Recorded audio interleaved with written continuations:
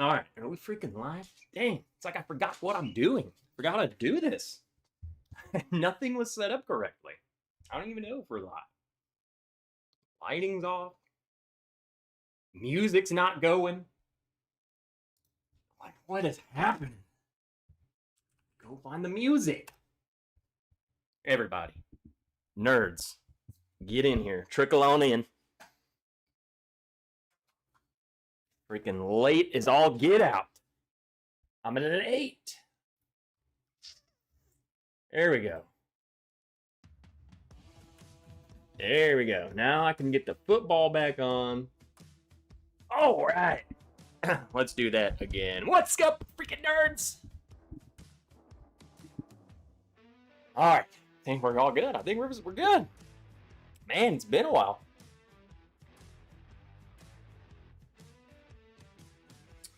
I did. Look, we started. If I'm gonna be 30 minutes late, I'm gonna be 33 minutes late. Okay, I can't start at 6:30. That just doesn't feel right. I had to get my run in, and it's only 1,000,000 degrees outside, so I had to wait as long as possible. Okay, cut me some slack. But we're here. Happy freaking Friday. Been a little bit. Been a little while. But I was like, you know what? We have to. It's been too long.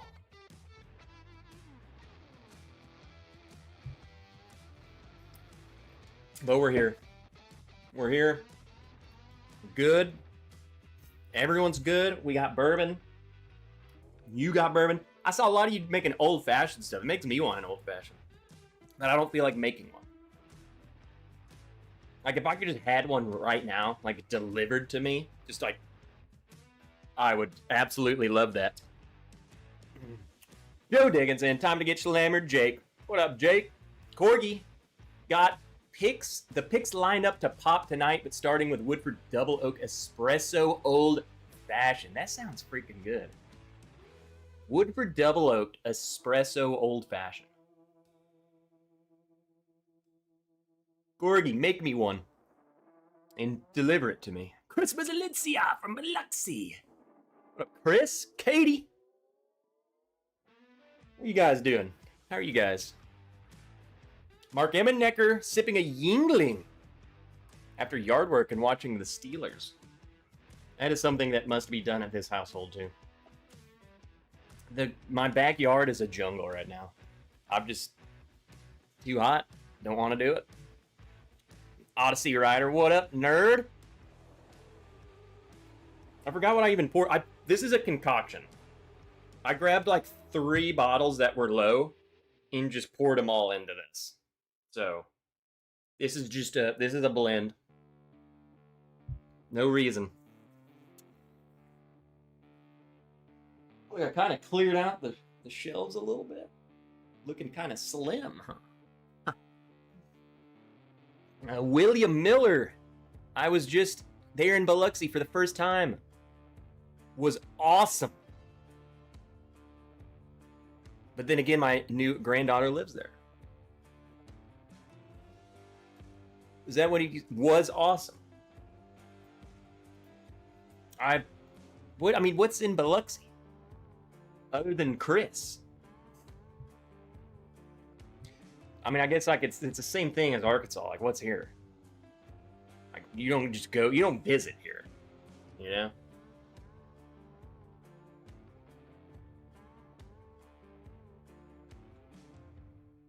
What's that? I feel like the lighting, I messed it up. Whatever. Peter White, I was going to make popcorn and watch Reacher. Nice surprise. Well, hey, Reacher will be there tomorrow, you know? Or after this.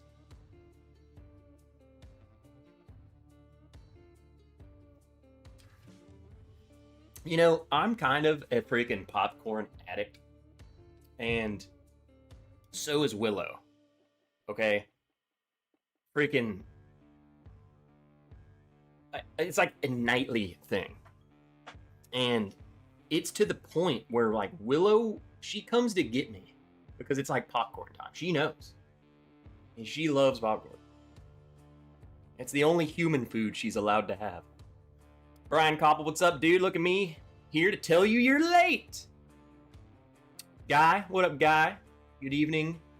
Trev and everybody, I was waiting for the music. Well, I was running late, so I ain't playing the music.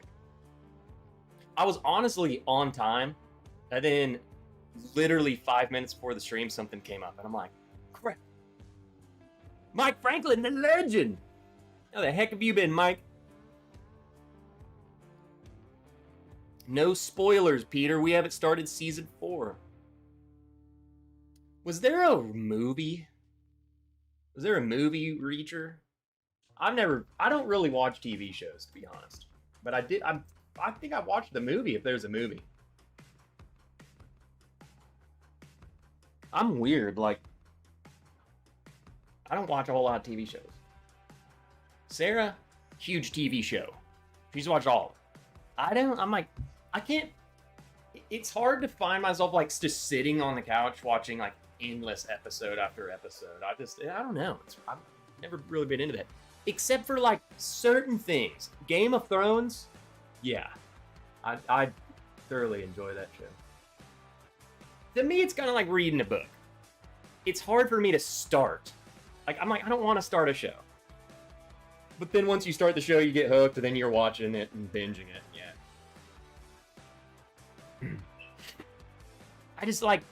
I watch a lot of YouTube. Like, I sit right here. I got my game up. Look, I mean, my setup's crazy. I got the football here. You guys. Game. YouTube. Was chilling out with the Turks. What up, James? What up, Travis? Freaking nerds. What are y'all doing? Get on in here. What's in the glass, everybody?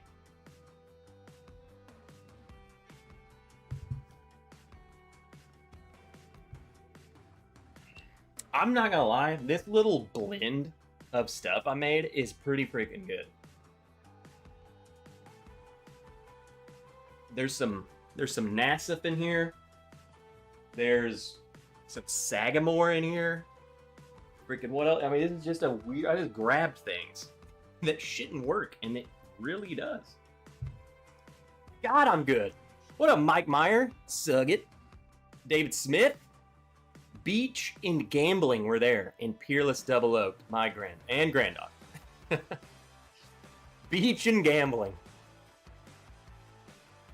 Cheers all with some Knob Creek 9-year 100 and 120 proof. Old Fashioned is next with the Knob Creek. Let's go, guy. Have you had any of the Penelope pre-made Old Fashioned? You know what, Brian? It's funny you say that because I have those.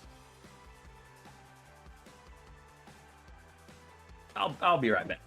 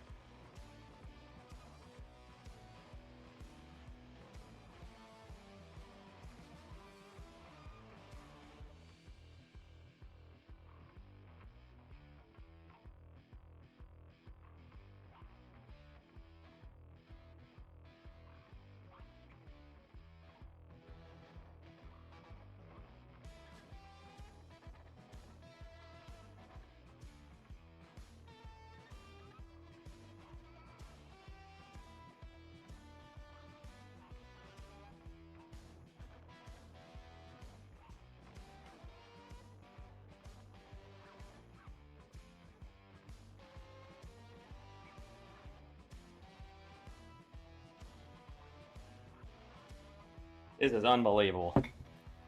So there I was, thinking that we still had the freaking Penelope freaking pre-made old fashioned. All of them gone. All of them gone.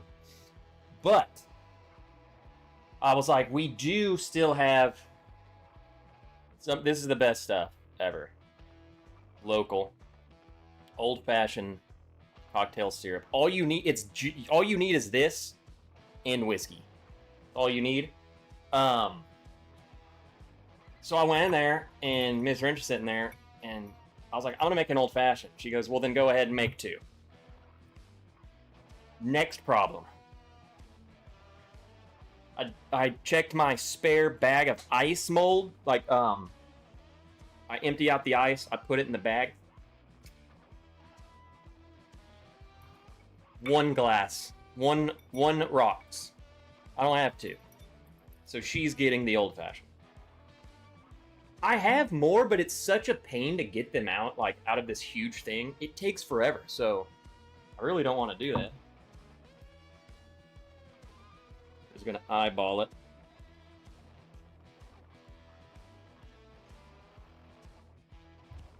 I mean, I'm gonna taste this. The new blackberry old fashioned? That sounds good. We've had the black walnut one, and we've had the cinnamon apple one. 1 rock to please them all. What up, Paulo? That's the beauty of this syrup right here. For one, that's all you do. You just mix the 2 together, and you're freaking good. And 2, it's so good. Look at that. That's all you need.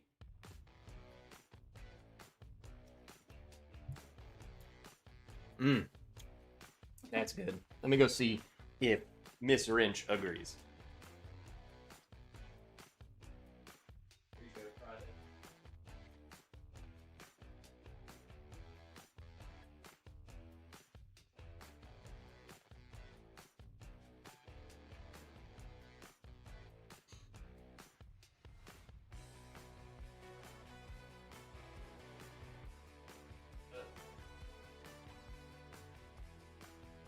There we go. She said it was delicious. So I win. And I did get a sip of an old-fashioned.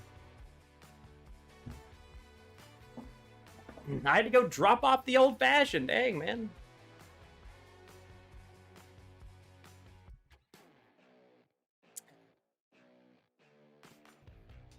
Yeah, I go in there, and I'm looking all over the dang place. I'm like, where... I swear we had all these old pre-made old-fashioned. Nope. Gary Starkey smoked old-fashioned for me tonight. Look at it, everyone. Pro tip, add more whiskey to your Penelope old-fashioned. They were pretty sweet. That's the thing, though, is like, Miss Wrench kind of likes them sweet. Like, this stuff's pretty sweet. And a little bit goes a long way.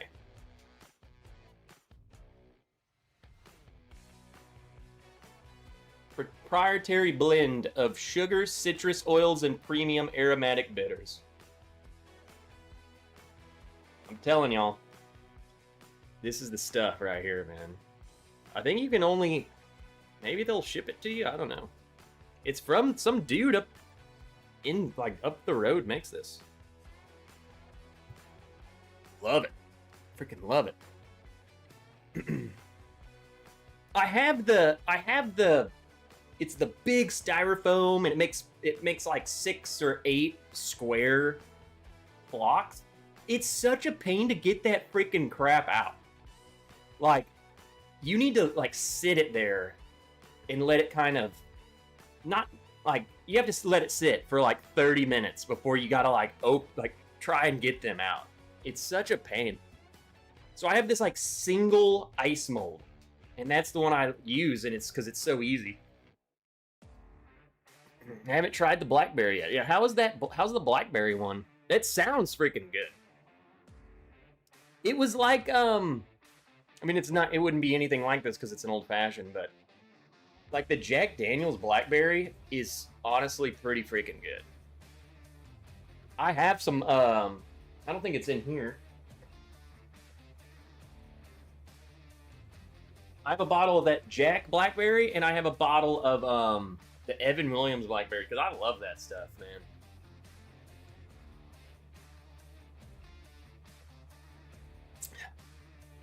What's up, Paulo?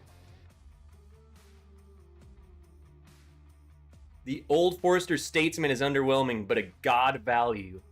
But a good value if you get it under 50. Man, I didn't really care for it. It was like, why would I ever buy this one over like literally any other of their other bottles? So I'm still a huge fan of the 1897, the 100 proof one. I don't see it. All we get is the whatever the red label one. I forgot what the freaking year is. And then the 1920, 1910.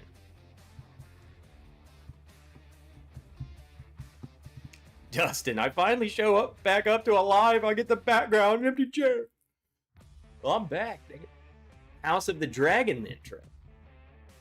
I'm gonna wait. I kind of want to just wait for them to it be done, and then I'll binge the whole show. You were supposed to find out if we could get a bunch of that mix to sell us. Well, I forgot. I never did, Joe. That I really do need to do that. Well, that's the thing, though. Is like I totally forgot because I just hadn't bought this in a hot minute, and then I'm like, man, I gotta get some more.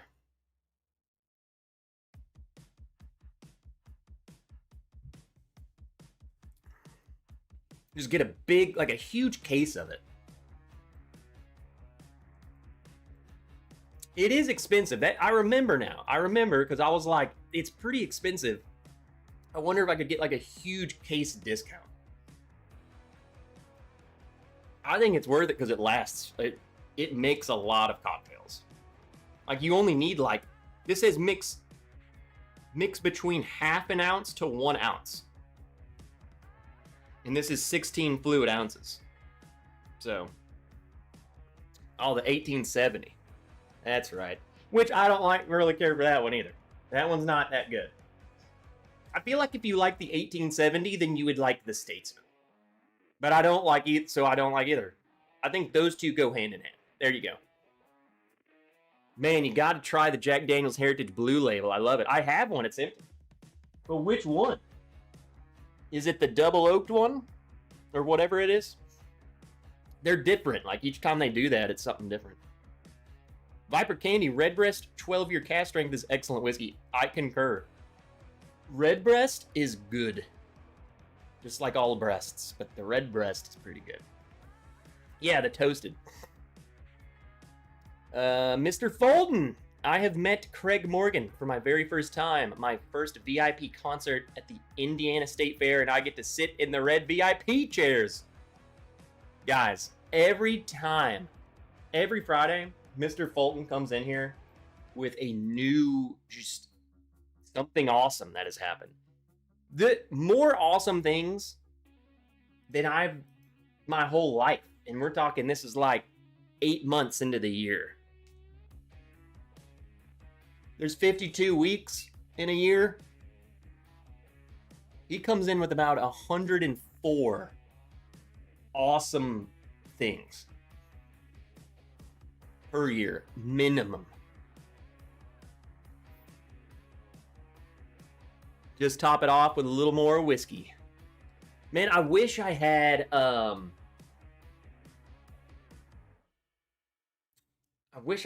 lemonade. Because you get some of that blackberry, like a Jack Daniel's blackberry, you pour it in lemonade. Oh, dude. Say less. I guess I'm going to pour me some of this. I've been using some of this Broken Barrel rye. I use that for the old fashions. It worked pretty good. honestly just gonna keep it for that because I thoroughly enjoy it for that. Makes good. I mean, I'm sure you can find better options and blah blah blah, but it's freaking good. For the old fashioned, I don't really drink it on its own. And I already got the next one. David Goldman. God. Yo, Trev, what do you get when you pair an angry sheep with an angry cow? Two animals in a bad mood. That is a good one. David Goldman, everybody. One clap. Trev, I've got a good documentary for you to watch. Comes out October 17th on the life of Revolutionary War Colonel Carl Lynch. Gonna be on Tubi. Starring yours truly. What? What do you mean? Are you freaking Charles Lynch? You're probably freaking Private Johnson. That's who you are. Private Johnson.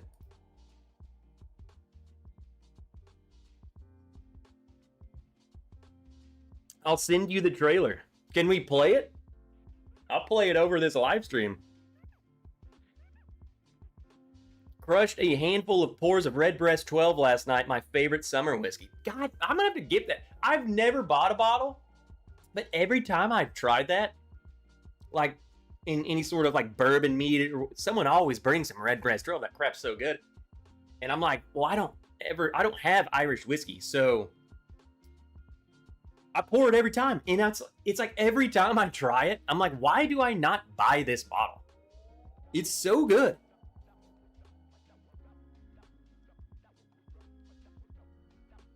Making sure I didn't miss anybody. If I miss you, go ahead and comment. Say, Trev, you're an idiot. You missed me. House of the Dragon is fantastic. Don't wait 2 years to watch it. Okay, Joe. I won't. Dram It All commented on my Patreon. I hope he finds his way in here. I feel like he's watching it. Dram It All. I hope you don't be watching it through the viewer on Patreon. Make sure to open it through into the YouTube. He just commented "Howdy nerds" as if he's in the chat on Patreon. You need to come over to YouTube.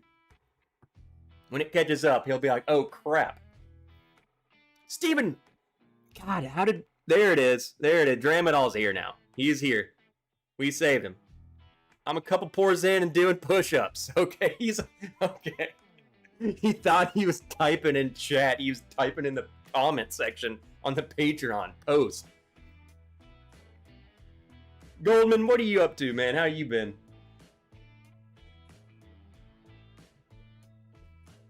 I hope horribly. Steven Cornicelli. I was trying to remember how we landed on how to say that. It's Cornicelli. I didn't think you could comment chat in the Patreon links. He did. He just commented on the post, so I got the notification that he commented. So I think because you can hit play on the post and it will just play the live stream, but not technically, like, it won't pull you into YouTube. You know what I'm saying? So I think he just commented on the post. Dram It All, we're making fun of you. It's okay. I went to Wine and More a couple of days ago. They had about 8 bottles of Weller 107 just sitting on the shelf, $69. Weller 107 is probably, we say this every time. Anytime Weller's mentioned, I always say it. But I think the 107 is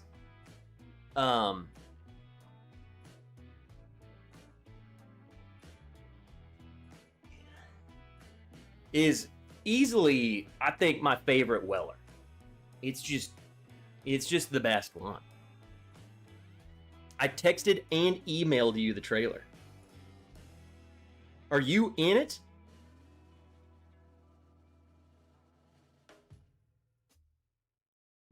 I need to know what this is.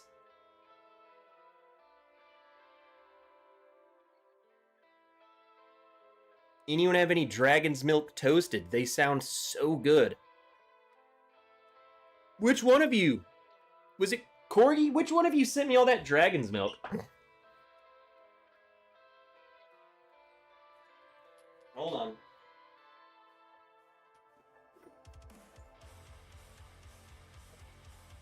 I got a box right here with Dragon's Milk in it.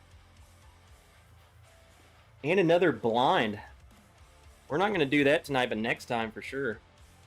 Dragon's Milk Honey Barrel. I'll try that. Haven't tried it.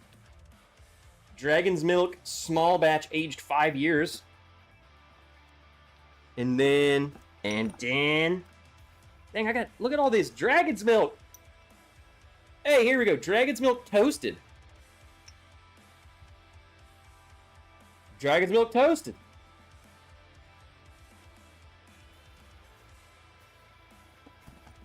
Alright. Got a bunch of Dragon's Milk. I don't know if I'm going to try all of them, but maybe. Adam Hudson. That's a great pouring price. We're seeing it here at Southwest 40 pretty often. The Weller? Bunch of stuff's popping up more, isn't it? So you are starring as...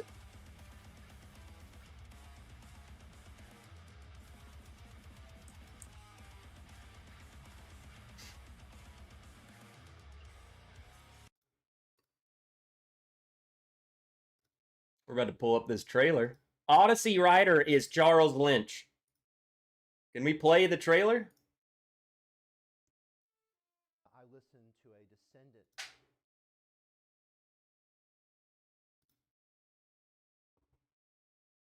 I think we can. Why not? Eric Sawyer, who the heck drinks bourbon on Fridays? Freaking nobody. Bunch of weirdos, that's who.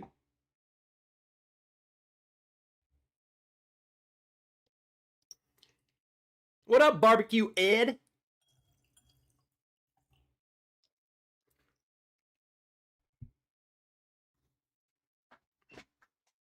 Ed, what are you barbecuing this weekend? I need to know. David, all good here. Just finished my last Remus 5. No! I only ever had one. And you know, there's certain bottles, right? There's certain bottles that if you could go back in time and get more of, if you compiled a list of 5 or 10, that's one I would go back for. You know, things like the Knob Creek store picks that were like 15 years old, freaking $50. I would have, that's all I would have. I would have about 5,000 bottles of those. I would also go back for Remus 5. Just 5.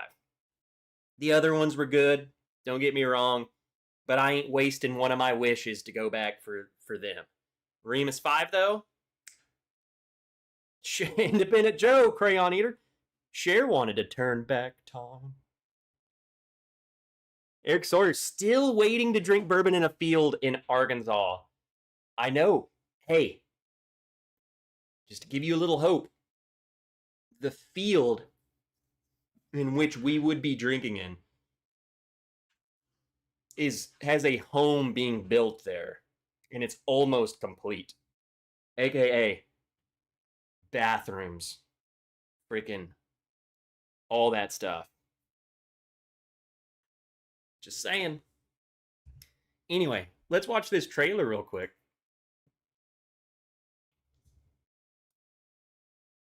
Colonel Charles Lynch documentary. Tell me the story of Charles Lynch, and it was this fantastic, whimsical, bigger-than-life parable about... Where are you at, Odyssey? Is that you? From Ireland, comes from nothing, and raises a dynasty. I think the Colonel Lynch He shows you the kind of people that wanted to have independence and were willing to fight for that independence and were willing to struggle. He was a man who understood How did you his time. how do you land He's this role? both by Quakerism, but also by Were they just like, hey, growing you American you look ideal. just And when like the those guy. two things come together and kind of mix, I think you see a lot of Charles Lynch's coming out into the forefront. When he's about in his 40s, he gets elected as a representative to the House of Burgesses, which is really fascinating because right at that time, he's serving at the How'd same you time learn that how to Thomas write like Jefferson that? is serving. He's there when he hears Patrick Henry's speech. Bruh. But as for me, give me liberty or Look at give that me hair. death. He's a complicated person. True. I think there was a I lot need of to know more. practicality in there, which is the part that says Just a date night turned into an being enslaved, acting but role. At the same time, he was able to be influenced. Did you get I to? believe the Quakers. Did you were get to able keep talk the to him musket? and convince him? See, I would that, be like, I would yeah, be this guy. This is going against God's will. If I ever got a freaking He's acting a role, highly contradictory one. You have this Quaker who takes up arms, and you have this That's me right champion of there. liberty who It's like frequently this- throughout this- his there life I will- am. will become a very There's a vocal, blurry very figure in the active background. You champion can't- for there I- these this is me, right here. That's me. Or this guy. You can't even see me. Yeah, it's my leg. See that guy back behind this guy? You can't even see me at all. That's me. Look. revolutionary ideals, who's also an enslaver, a man who held enslaved labor till the All day right, he when's died. this come But you out? also I'm have gonna watch a it. man It's who freak. This is remembered this as is the Odyssey. originator He's of Lynch's in this. law, He is the who guy. also has a role to play in the freeing of 5 slaves. This is a highly contradictory man, and one that in a lot of ways reflects the character. I just and can't the believe nature that of the this country was he just helped a to whim. found in its earliest years.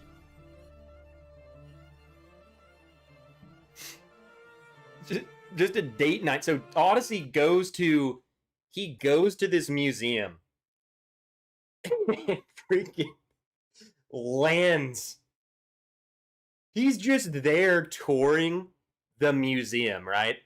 And all of a sudden, the dude who has this, like, they're filming this documentary, or they got the plan for this documentary. They're like, holy freaking crap! Look at that guy. He looks just like Charles Lynch. I bet you that's how it was. They're like, there's no way that guy's in here right now. Oh, watch it.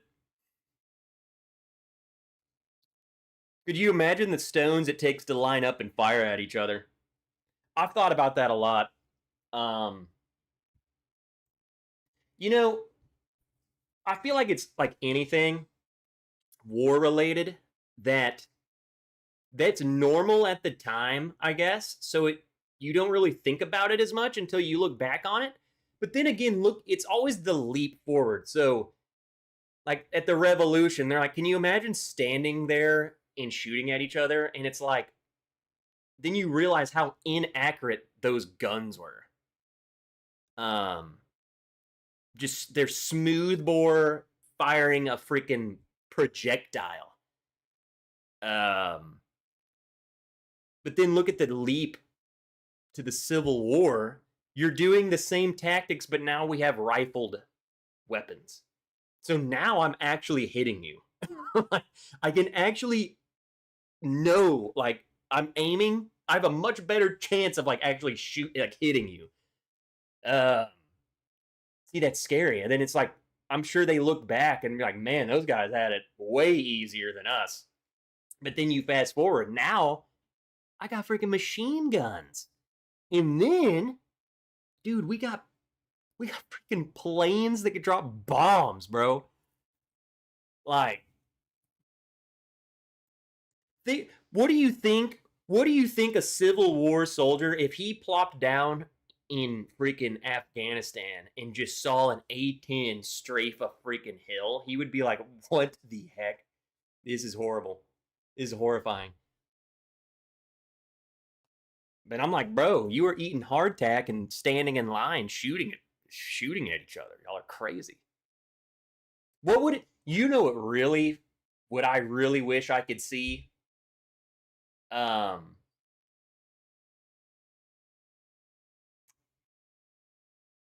a medieval battle. You know? Like,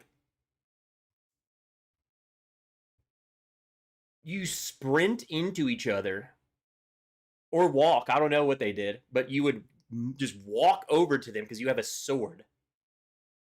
And then, I mean, you have armor on. It's not like you're slicing and dicing. Like, I feel like there's a lot of broken bones before you actually got, like, cut. You know what I'm saying? Like, it's like just getting whacked by a sword. Like, man, I didn't cut through your armor, but I hit you as hard as I could. Now your arm is broken. Like, that's crazy, bro. Try the Battle of Somme. 50,000 casualties on day 1 just for the British. See, it's crazy. Like, what? It's like unfathomable. That's literally, that's the town I live in being killed in one day times 2. So you bring me back to life and then kill me again. Everyone. Bring everyone back and then kill them again. It's nuts to me, bro.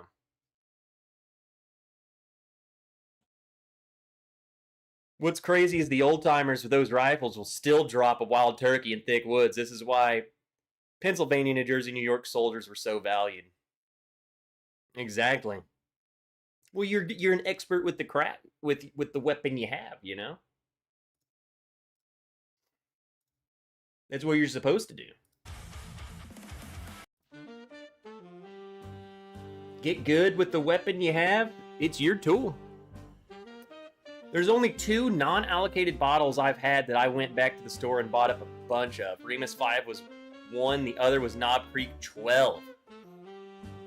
I thoroughly enjoy that Knob Creek 12 so much.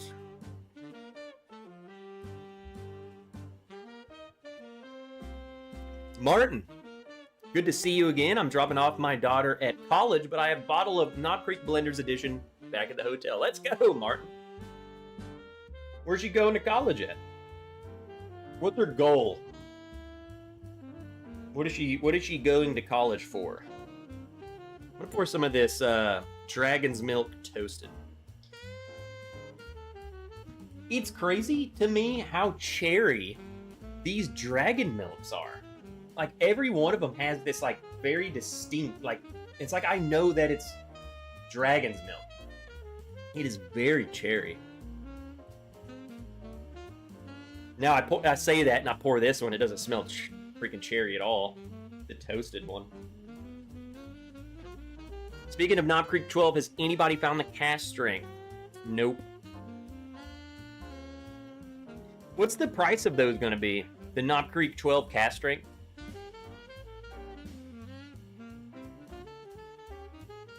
I want an 1861 Springfield family history, Fort Henry and Donaldson. I might have mentioned this before, but I have dug up some of the coolest relics that I own. I dug them out of the ground with a freaking metal detector in Arkansas. Civil War bullets I've dug up.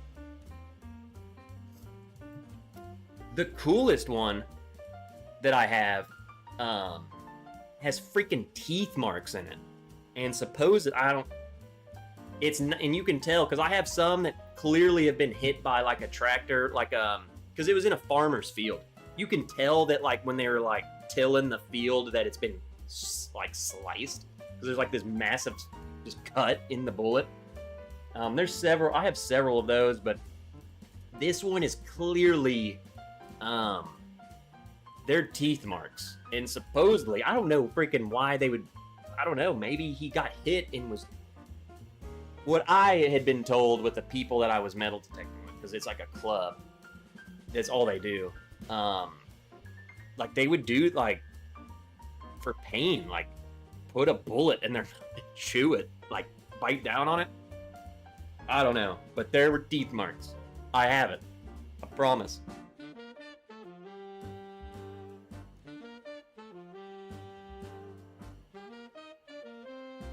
It smells really good. He bit the bullet. Steven, I love Dragon's Milk Stouts. Never had or seen the bourbon. I've only had, this is the only time I've ever tried it. Of anything with the name of Dragon's Milk. And I have like every one. Did we decide? Did I miss it? Was it that? This was you, Corgi, right? Who sent me this?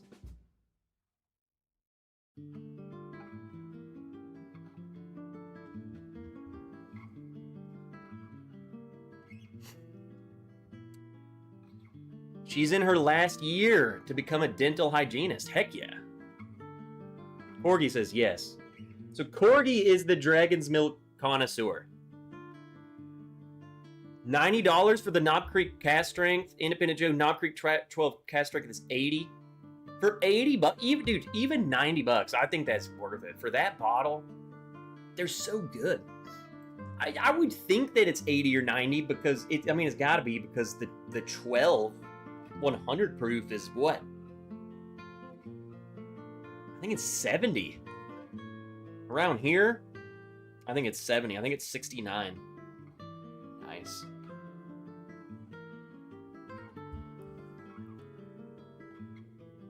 Now, when I can get my hands on one of those, frick yeah.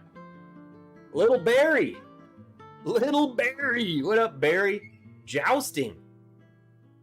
Can y'all imagine a jousting?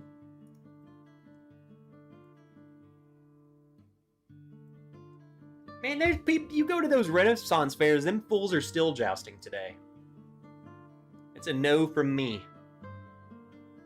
And they think football's violent. Jesus Christ.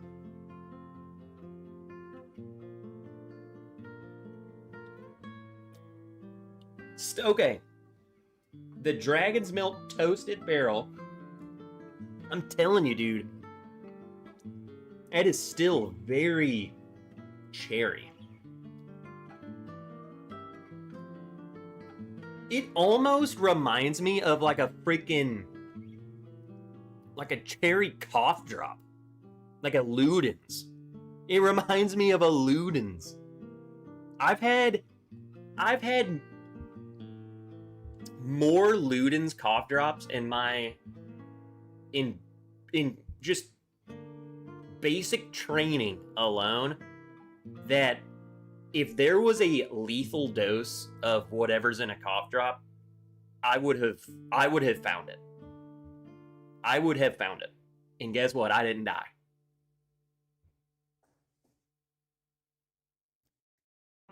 Hope Sarah's doing well, and you were spoiling her, Trev.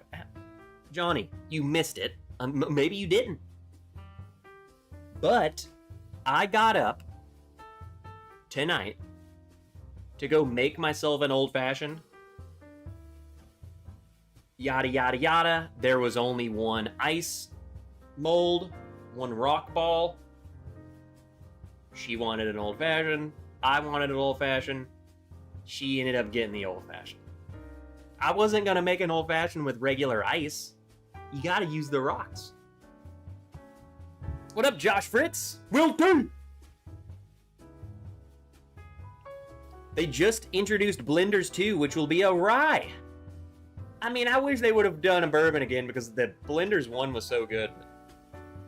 I have faith.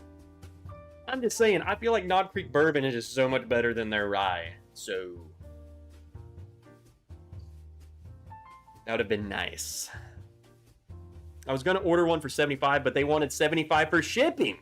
Holy freaking crap. But she is doing very well. Doing very well.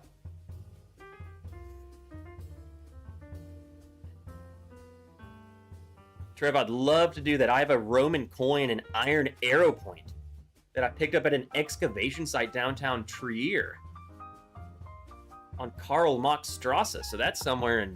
Where is that? Somewhere in Germany. Is that Berlin? What the freak? We're at Trier. It is a city in Germany. Oldest city in Germany. Why do I not? I don't know where. I literally lived in Germany. I don't know where Trier is. Oh, it's over. So see, it's way over there. That's part of the. Yeah, I haven't. I am not familiar at all with that side of the country. Wow, that's crazy, dude. That is sick. I love Rome. I love Roman history. I just love Italy. That would be freaking crazy. Awesome. Get a freaking I want to buy a Roman coin just off like freaking eBay. But that would blow my freaking mind. Bro, the Civil War was like 170 years ago, right? That is crazy.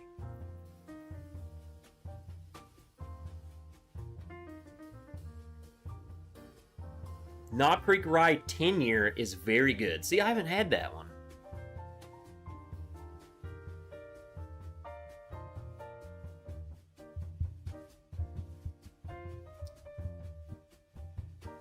Each barrel is different. Not sure which ones I sent, but they have each one listed for what they nose tastes like on their website. Well, the one I just poured is Dragon's Milk Origin Toasted Barrel 2025E. Sweater Weather.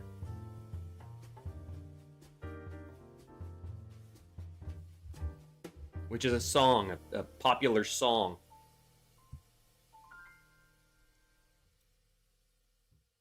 Currently rewatching the HBO show Rome. Titus Pulo and Lucius Verinius are my two favorite characters. I wish they would bring back names like that, you know? Octavius Maximus Servius. Like, come on.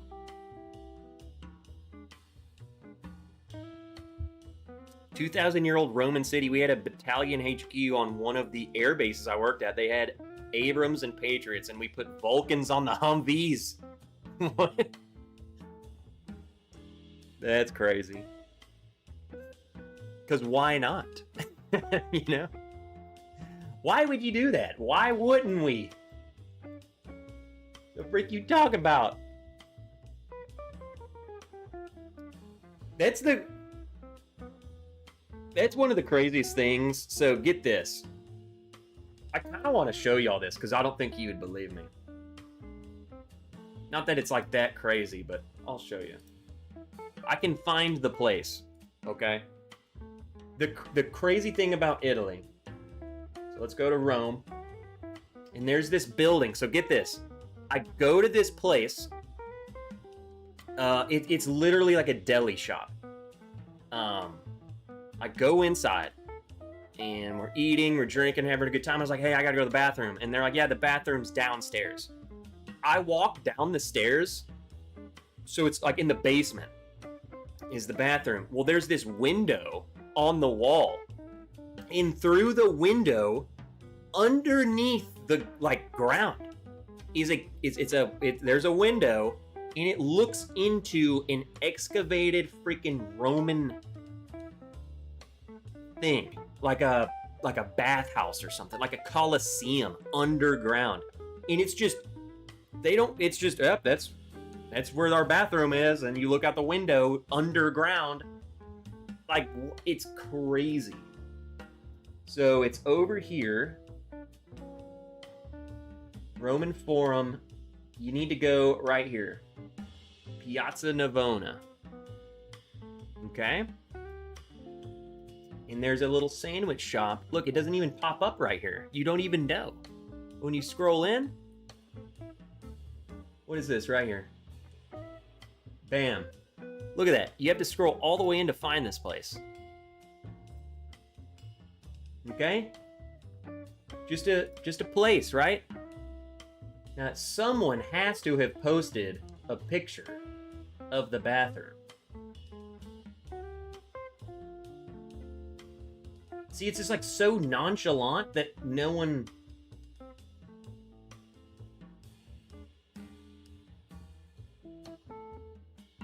So there's the stairs. I'm shocked that I haven't already found a photo. Maybe people don't know. Maybe they didn't go to the bathroom. It's crazy. This is getting wild.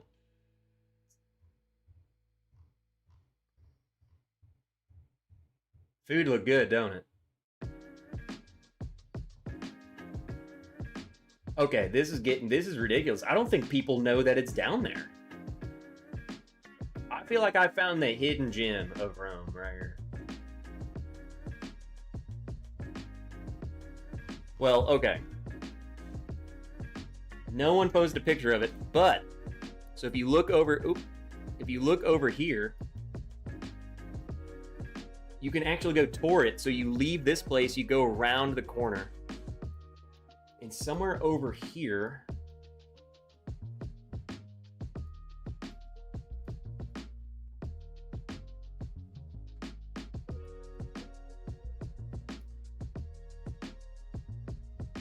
is this it? No. Bookstore, leather shop. There it is. Look at this. This. See this? See this up here? This is the freaking street. And I'm telling you, is a Coliseum. It's underground. And I'm dead serious. You would walk out, like you walk down to the bathroom, and like this is what, like through the window, is this what you saw? Is that not crazy?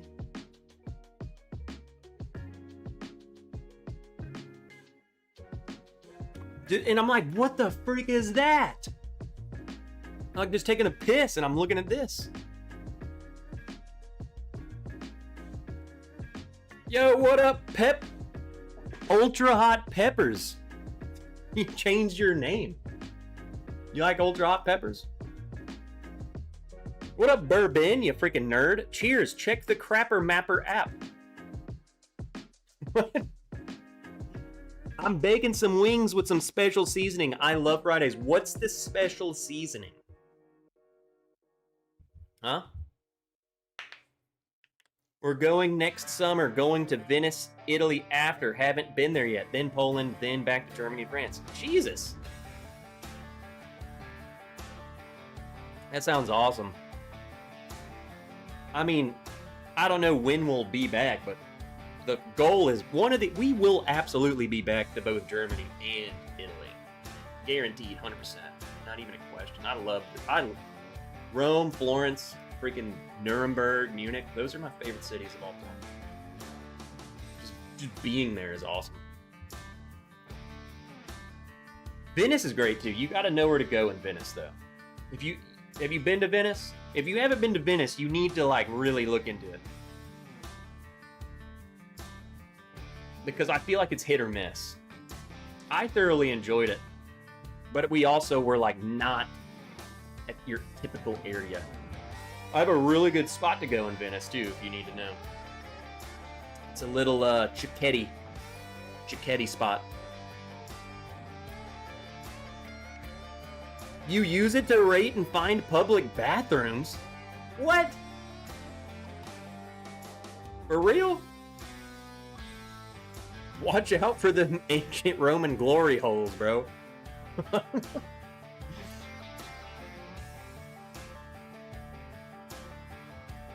William, shoot me an email and remind me, because I'll have to find it. I can't even find it on Google Maps right now because I forgot where it was. On a tour. I was on a food tour, and she took us to this place, and it was money, dude. It's called Cicchetti. It's a huge thing in Venice. I don't really know what Cicchetti stands for, but it's like they're like small foods. So it'll be like a biscuit with like tuna on it or something. And it's super cheap. And you go, the whole premise is you go to these bars and get you a glass of wine and order a couple Cicchetti, like little snacks, like little finger foods. And that's just what you do. Have a glass of wine or two and then a couple bites and then you leave. It's super cheap. It's like, yeah, here's a you know, a glass of wine's like $2, and then your Cicchetti's like $1 each, and then here's $5. Give me some wine and Cicchetti, and then you go on your way. You know, when we were there, there's literally like workers will show up, like fishermen, and freaking this dude, and like he's like a construction worker, walks in. They pour him a glass of wine. He gets a little sandwich, drinks his wine, eats a sandwich, and then just left. I was like, that dude's freaking working right now. I mean, he is on the clock, and just came in and got his 10 a.m. wine. It's crazy. Really cool, though.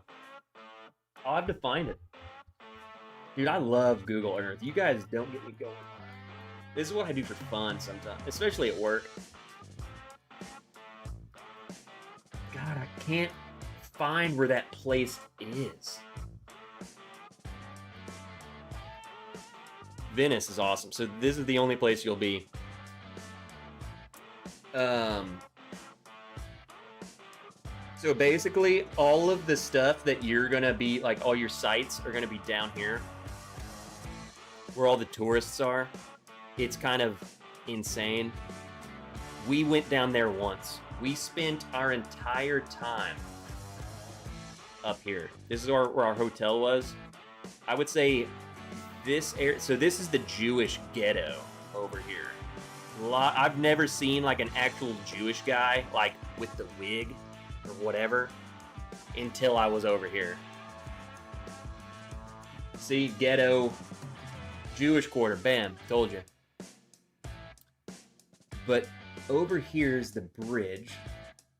So here's the big famous bridge, which you'll see. You'll go over it. And the place was like, dude, there's no way I can find it. It's somewhere like in here. So this is a fish market. I just saw it and it went away. Somewhere over here is like this famous fish market. And then it was somewhere in here. I mean, it's a maze. It's so hard to find. It's in here somewhere, though. That place that I'm talking about. You definitely want to go there. Make your way up to this bridge and then explore in here. Just go get freaking lost. With the wig. Why does it have to be Jewish? I don't freaking know. That's why. This is what it is. Here.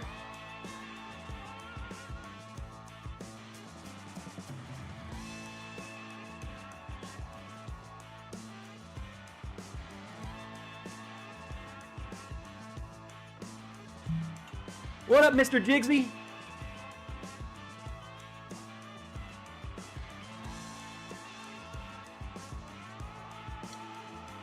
I remember in grad school, a guy went to Renaissance Fair for his research method, but after seeing a dude get stabbed while jousting, he changed his research to an email survey. That was probably traumatizing. Munich is fantastic. We've not been to Venice. Mini tapas. Is that what? Yeah. That's what a tapas is, right? Very small, savory Spanish plates or bar snacks.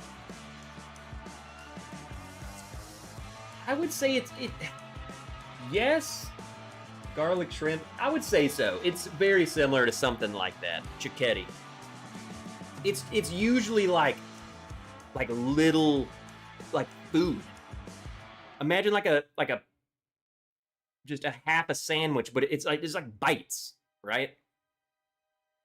It's like you eat 2 or 3 of them in like just one go, but it's like a miniature meal. So it's like sustenance. It'll be fish or like a shrimp on it, you know, like, but it's just one.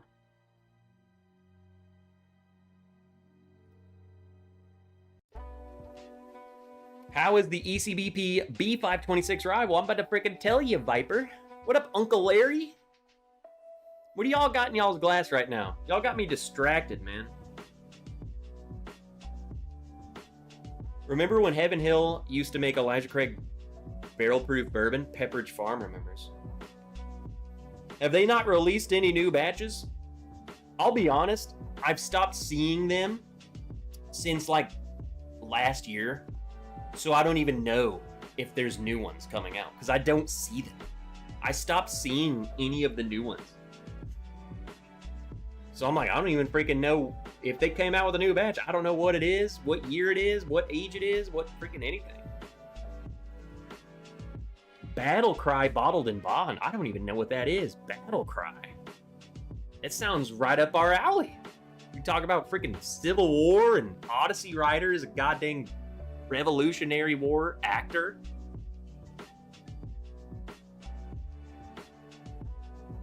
They're little people. Little food is just food for them. Mr. Crazy Pops, fresh crack a Stag 26B on deck blender batch warm up. Dang, there you go.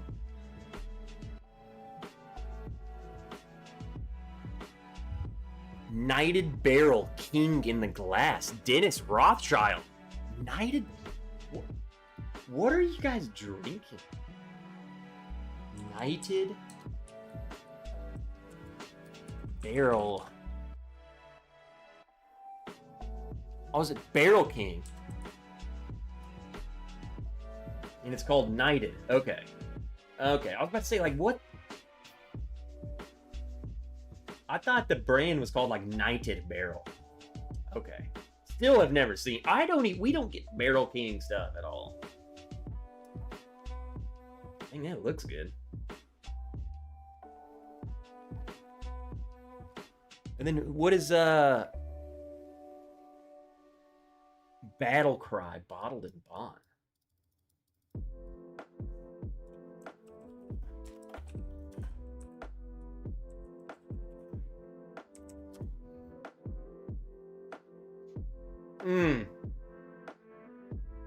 Okay, I recognize them now. Also don't get them. Sons of Liberty.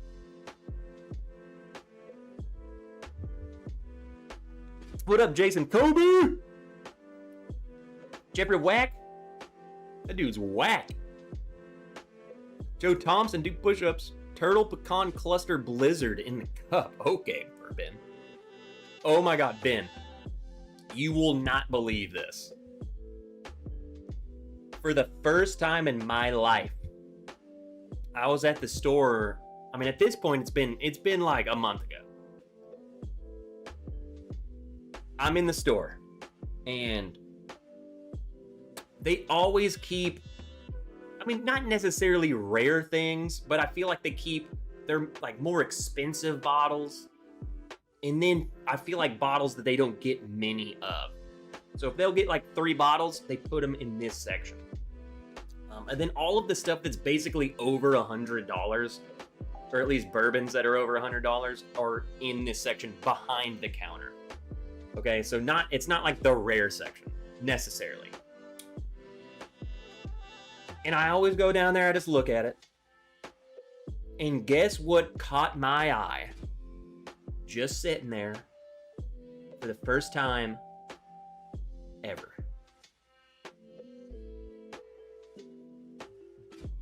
Take a guess. I know that Bourbon will guess this bottle correctly. Pour some ECBP over that Blizzard. I will say this ECBP B526, which I guess came out a couple months ago, is solid. It's 10 years, 115 proof.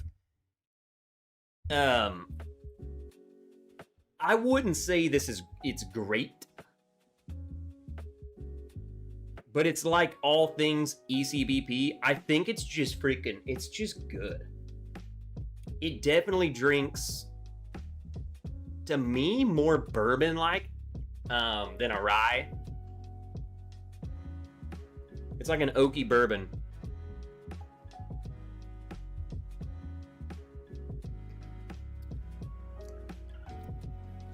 The finish is kind of meh. Everything else is great, but it really kind of falls off. Like, it's amazing. Like, up front, like, dude, that's good, and then it's just gone. Yep. 1792 12-year. First time in my life that I have gotten a bottle myself and not from Bourbon. And there it was. I was like, there ain't no freaking way that bottle's right there. I was like, Why now? Why is there now a 1792 12-year sitting behind the counter, and I haven't seen one here in freaking 8 years? You know what I'm saying? It's like, why now? Maybe more and more bottles coming. I don't know. Bland's is my guess. I bought all of them.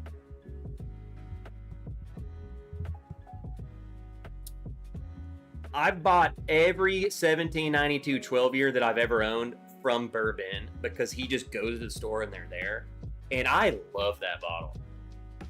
So when I saw that, I was like, holy freaking crap. Bourbon will not... He's safe.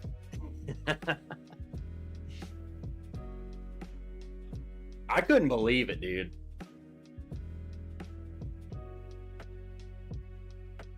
Tomorrow is Beam Day. White bowling pin bottles of 10-year at the distillery. Hope it's not crap like the 8-year.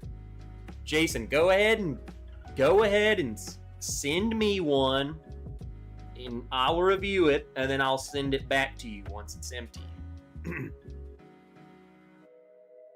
I didn't try the 8-year, but I didn't hear good things. It was fairly negative, everything that I heard.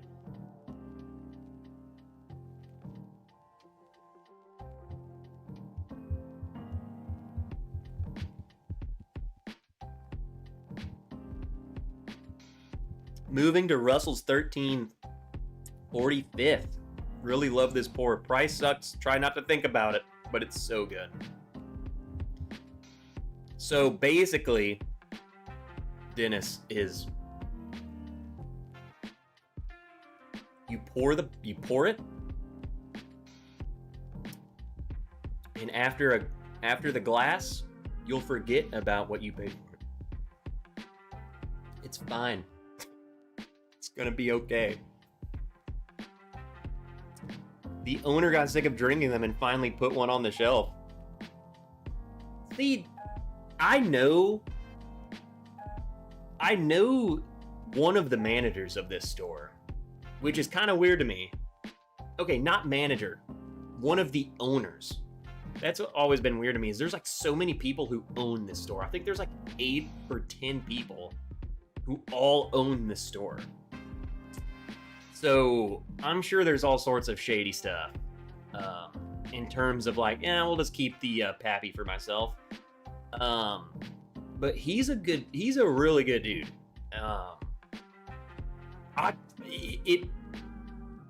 With talking to him, it doesn't seem like he is even a bourbon drinker. Like, he doesn't really seem that way. He just knows like the market and he knows that stuff. But he always puts everything that's on the shelf and even behind the counter. I would say if it's marked up like $5 or $10. Like it's never like egregious. You're not gonna find freaking, Weller Special Reserve for $100. Something dumb. There it is, $25. So I think they just got it, and he puts them out. I feel like they don't get that bottle. Like, I'm telling you, I've gone there. I'm there a lot. Or at least I used to be. I don't think we usually get that bottle. I mean, how many people are coming into the store, especially this store, because they don't put the rare stuff out? How many people are going in there and saying like, hey, you got Weller, you got a 1792 12-year? And it's like, yeah, we sold out before I could put them on the shelf, bro. Like, no one's asking for that bottle. What did he charge you for the 12-year? I think it was 59.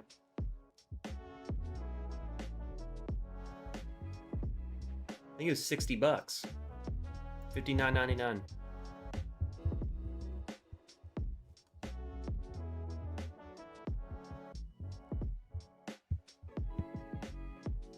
They also had a bottle of 1792 single barrel.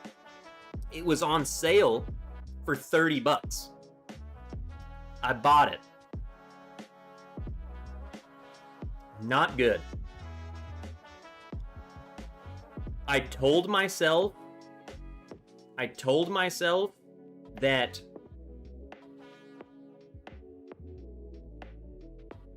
I had mentioned this a month or so back, and everyone was talking about 1792 single barrels freaking good.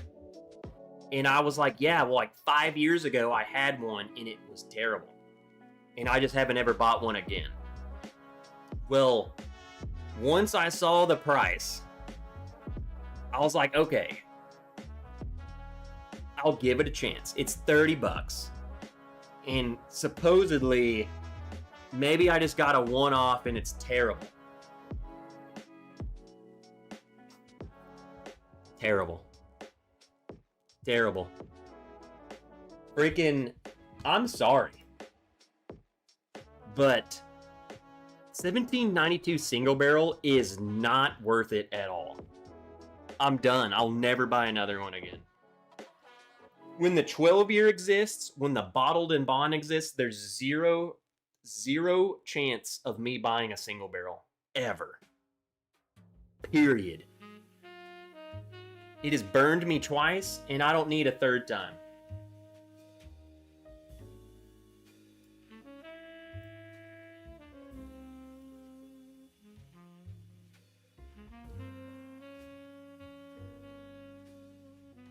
$60 is a steal. I think it's fair in terms of like that. I feel like that's what that bottle should be. It's a steal in today's market. I feel like everyone is freaking like overcharging everything, but that's what they should be, and it's freaking great. Never had anything hard to find 1792, but the bottled and bond is solid. I love it. Okay, I guess it's like anything. I'm sure there are really good single barrels out there, but that's two back-to-back that were terrible. Where was I going with that? Whatever. That's all you need. It kind of reminds me of the first time I had a Henry McKenna. Okay. I paid $24 for my Henry McKenna bottled and bond. It was on sale. Weird thing. Terrible. It was gross. I was like, what the freak is this? I'm like, no wonder they put it on sale. I feel like they tasted it and were like, holy crap, dude. People are gonna be freaking pissed when they try this. But I've had some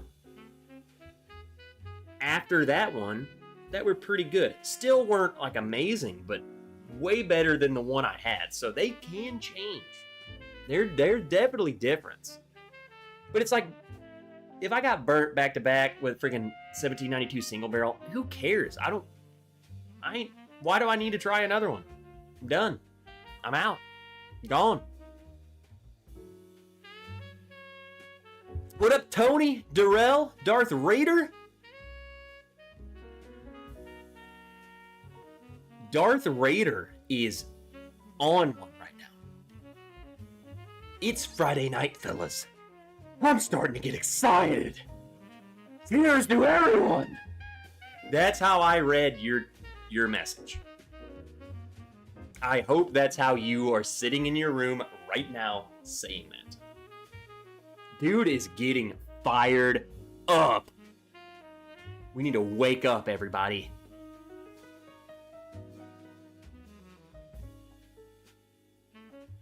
I too have had bad experiences with a 1792 single barrel, and I too will never again.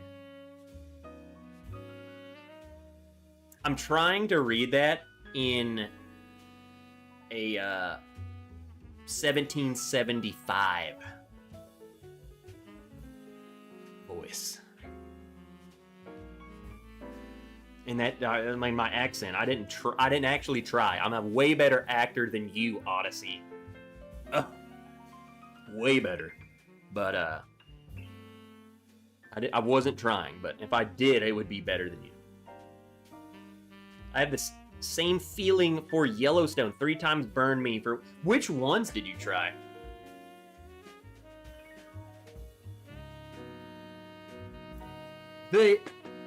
My issue with Yellowstone is like their basic stuff is too young tasting, and then like their high-end stuff is way too expensive. Like, I really like them,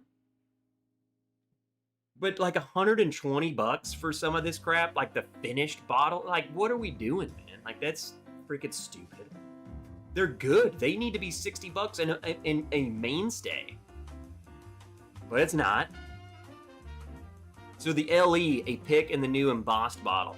So the LEs, I've had some of the Yellowstone LEs. I've tried a couple that I thought were really good. But charging $120 is literally psychotic. It's like, it's not that freaking good. That's where I'm like, what are we doing? I've had a couple of their picks. I like them. They're still a little youngish tasting. It's like a mix of Beam and Young, like young Beam. But I've had one that was really good. I like some of the picks. I will say, we went to Yellowstone, and Miss Wrench, that was one of her favorite distilleries we went to. I would hardly call it a distillery in terms of like the size of it. It's pretty crafty in size, but we loved it. We had a great time. It was one of her favorites. I was like, that out of all the distilleries we went to on this trip, this one was your favorite. Yep, that's my favorite.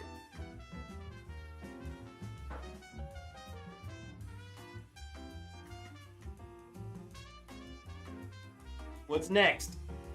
What do y'all got? The good Yellowstone picks are usually one note, super sweet. Yeah, it's like none of them are like to write home about. You know what I'm saying? They're just kind of like, they're good. They're not like, oh my God. It's just like, yeah, I'll drink this. I don't freaking care.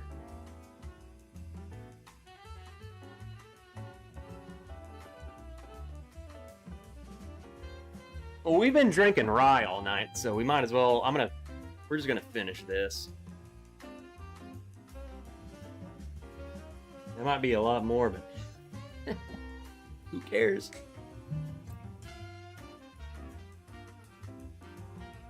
No, that's perfect. Would you look at that? Homemade syrup with Mexican Coke and fresh cherries. We won. Who won? Going to crack open a 10-year Henry McKenna bottle of Bourbon right now. Dusty Dan! What's up, Dan? Holy crap! What up, Dusty? What you been up to, bro?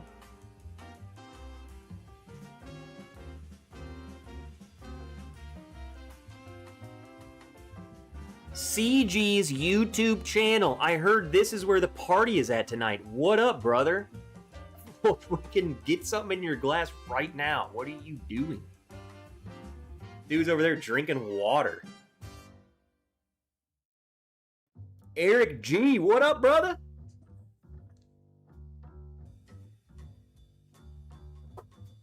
Hey, all that matters is the Cleveland Browns play the Bills tomorrow in preseason football, and I'll be watching in my Browns jersey, and we will win. That's all there is to it, you know? I have the New York Jets and Pittsburgh Steelers preseason game on, and it's exactly like you expect. The Steelers will not be good this year, and the Jets are just the Jets, but they are winning somehow. I think the Steelers are washed. I think this is Aaron Rodgers' last year in the league, and he's just gonna go out. It's gonna be a flame that just fizzles out. No one cares. He's just gone, just done. That's what I'm calling.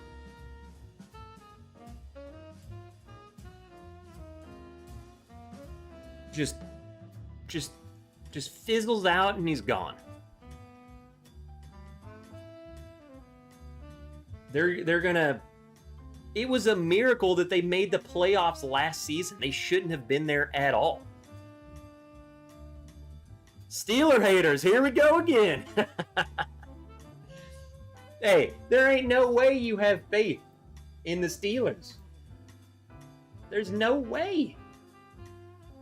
Ain't no way.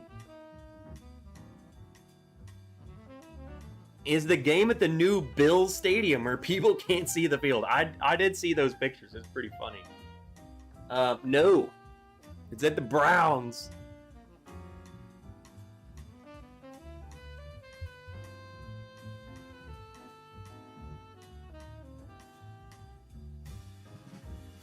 This group is crazy. Joe. Sorry that we just know ball.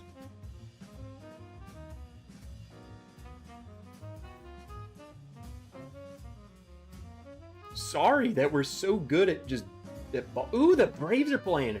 Is it still on? Or is that from earlier?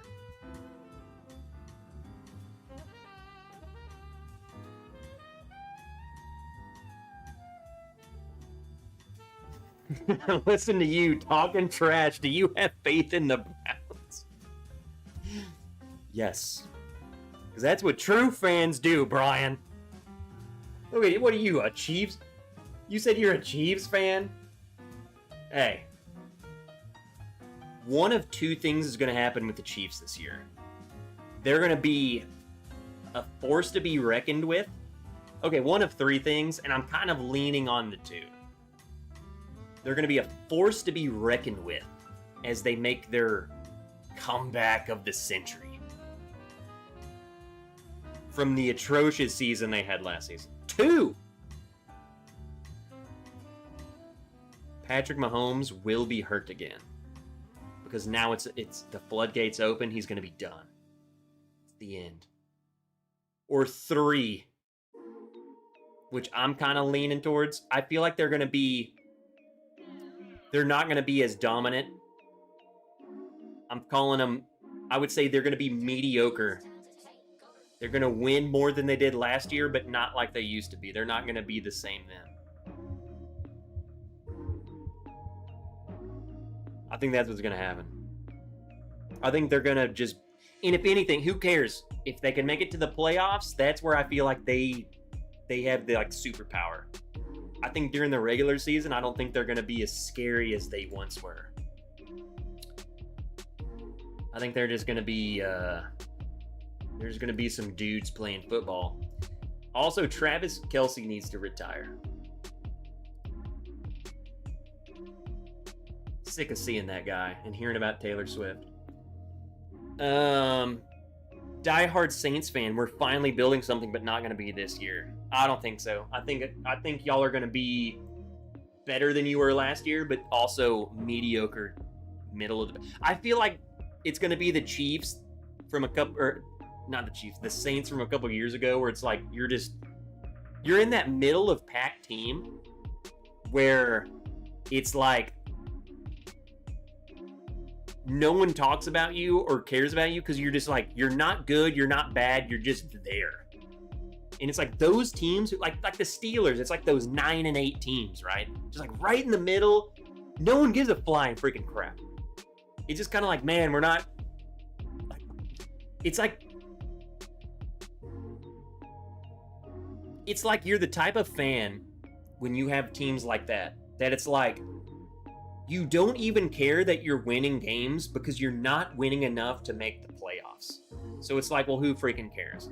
And then you have people like me who go for the Browns. So when we win a game, I'm having a great time. I know we're not going to make the playoffs. So when we're playing good and we win, I'm having a great time. Whereas, like, I feel like the teams that win, that mediocre middle ground teams, I feel like that's the worst. I wouldn't, because it's like you're right there. Whereas we're not right there. We're like, dude, I know we suck. But when we win, bro, it's like, oh, dude, we're having a great day, man. We drinking. So I feel like being a fan of a terrible team is good. Because I know we're terrible. And then what happens? Let's just say, what happens when we do miraculously make the playoffs?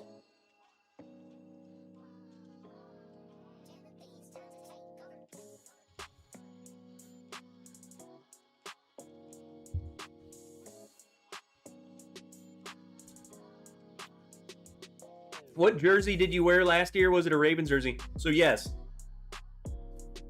I'll tell you the story again because it's impossible. I live in Arkansas. We don't got a fan base. Most of the people in Arkansas go for the Chiefs or the Cowboys, and I hate both of them. So I'm a fan of whoever the freak I want. Growing up, I didn't really watch football. Like, I didn't care. I would watch it, but I don't know anything. I still don't know anything.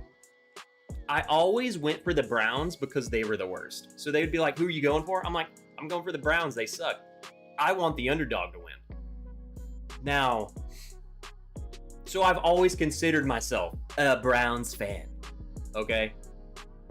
I will say I've gotten more into the team now that I care about football. Looking at their players, the stats, who they got coming in, who they draft, and all that stuff. But we became Ravens fans because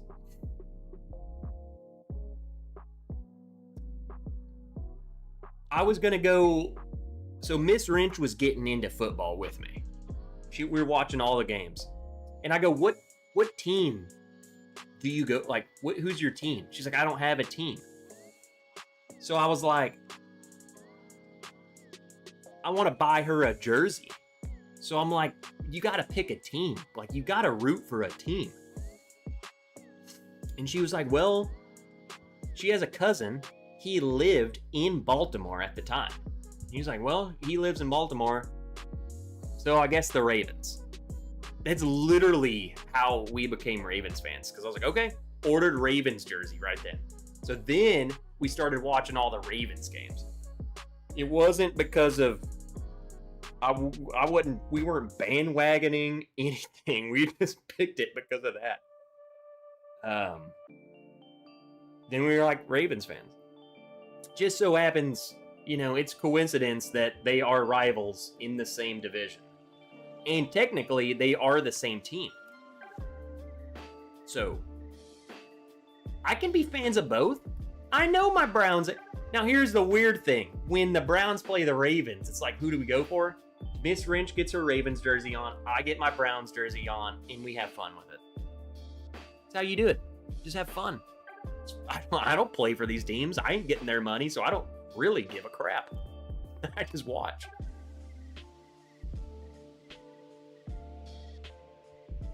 Speaking of terrible teams, go Panthers. I just turned the Panthers game on, and is that Super Bowl winning Kenny Pickett out on the field right now? It is.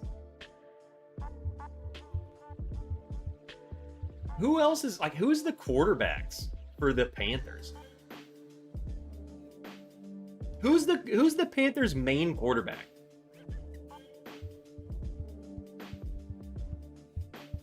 They had a pretty good season, but they also are in probably the worst division in the league.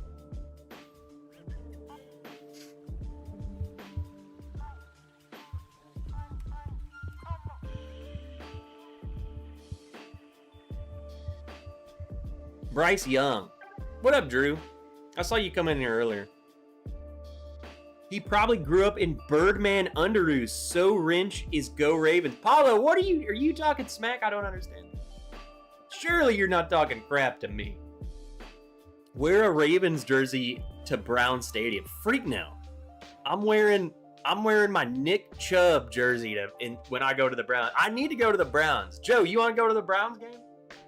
I'm trying to go to a game this year. And I know tickets are cheaper if I go to the Browns than if I go to the Ravens.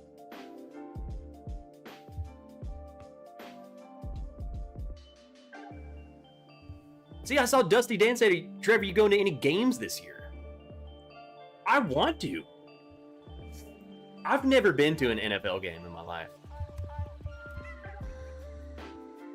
Maybe you should swap out the Braves for the Cubs, Trev.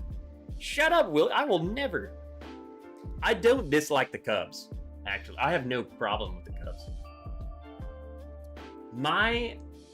So I'm a Braves fan. I've always been a Braves fan since I was a kid. Again, no tie. I would say most people in Arkansas who are baseball fans would be, I would say the biggest alignment is the Cardinals. Not a lot of Astros fans. So that's the thing, like, you look at football, you got a lot of Dallas Cowboys, a lot of Kansas City Chiefs, minimal Saints in Arkansas. No Titans fan. Well, it's because they're the Titans. You don't see Titans fans here. Which, if you go 6 hours in any direction, you're hitting those stadiums. So it's like take your pick. But it's the Dallas Cowboys is a huge. I would say most people in Arkansas are Dallas Cowboys, and then the next overwhelming is the Chiefs.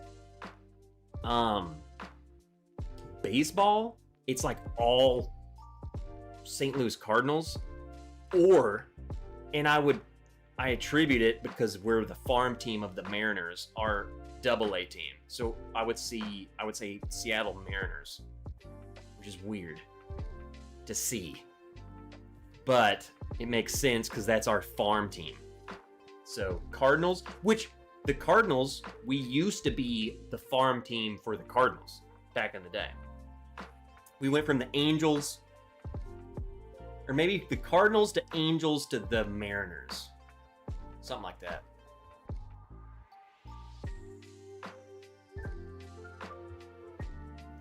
What are you sipping on?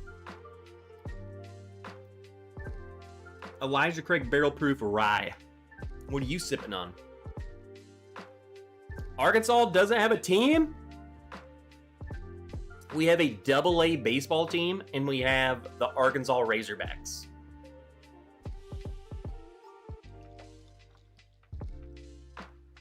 Kraken, you know you're wearing a Gayshawn Judkins jersey. What's up with all this? What's up with all this gay stuff? What's wrong with Quinshawn Judkins, bro?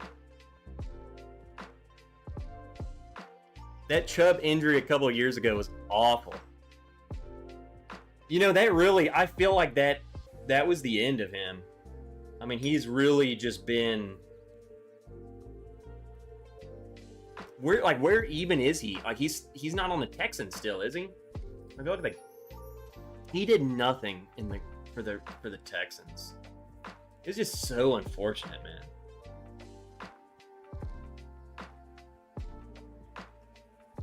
You in a Browns jersey, Miss Wrench in a Ravens jersey. Out here living in a house divided by Cher. That's the second Cher reference tonight. 49er fan Matt, you know. Matt, he is going for the Rams.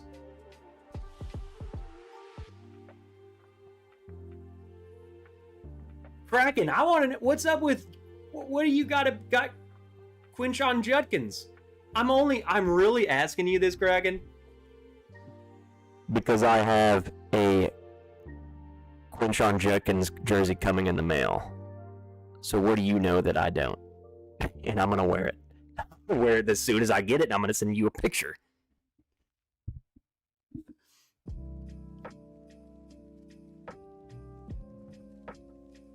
It is funny that you said that. I do have a Judkins jersey.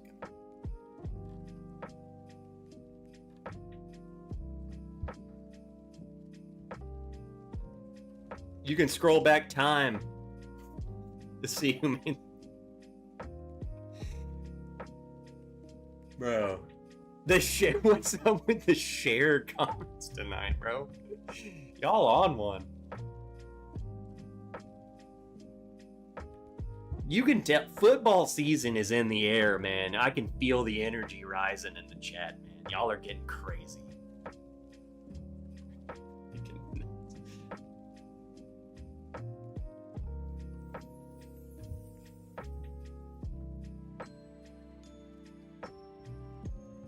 I grew up with St. Louis Cardinals coming to camp in our hometown. Had to be a fan of those giants of men, then the Bears of the 80s.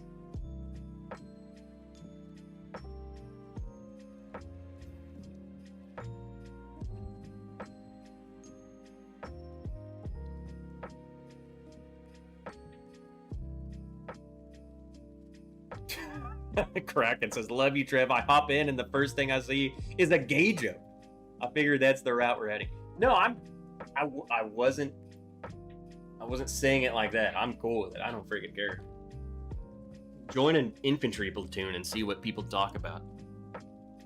I was just wondering, I thought you were like, I'm gonna be straight up honest with you, Kraken. I thought Quinchon Judkins came out as gay. And you were making fun, and I just didn't learn about it yet. That's what I'll be honest, that's what I thought. I'm just telling you. That's where my brain went. I'm like, what's Kraken know that I don't know? Also, how does Kraken know? You been up in Ohio? You've been scouting Brown's camp, haven't you? Little couple drinks and Kraken. He going home with Quinchon Judkins, okay? I got you, Kraken. I got you. It's fine. I ain't worried about it.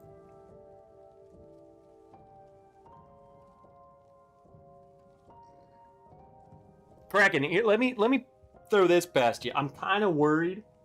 Okay, I was worried. I'm getting slightly less worried.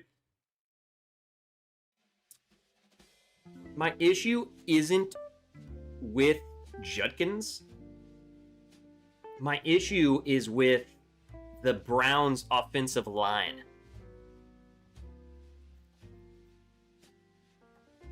They're all brand new together. So it's kind of like when we watch the Bears game, the preseason Bears game, they couldn't make a hole for Judkins at all.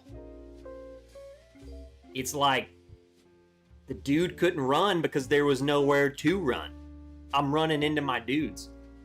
So then it makes you worried, like, well, is he gonna have a year because he ain't got no hole to get into? If you want to penetrate, you need a hole. I will say, watching the Browns-Bills combined practice yesterday, it seems as if they have definitely been working on that. And that's the whole point of preseason and practice. You see what's wrong, but then you practice. And then make it better. So the Browns-Bills practice gave me, like, after watching the Bears-Browns game, morale was low. It was like, oh no. Watching the practice, it went from like, we were here, which is low, but then we went real low. But then after the practice, it's like, I think we're figuring this out. So I would still pick Judkins because I think he's going to be a sleeper. I don't think many people were we're gonna pick them. I don't really play fantasy, so I don't understand how it really works.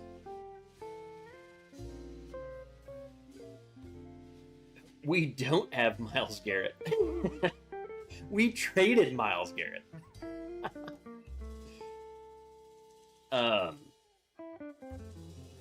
Yeah, that's crazy. I think the line is going to learn. They got significantly better from the Bears game to the practice today. It was completely different. So I think you give Judkins a tiny hole, he can find a way to fit it in. You know what I'm saying? It doesn't matter how tight or how little that hole is, he's gonna exploit it. So Judkins is a beast. And yes, I would take Judkins over Cam Scadaboo. Cam Scadaboo will not be in this league. I'll give it this year or next, and he's gonna be out. He already had a devastating injury. The dude is a mentally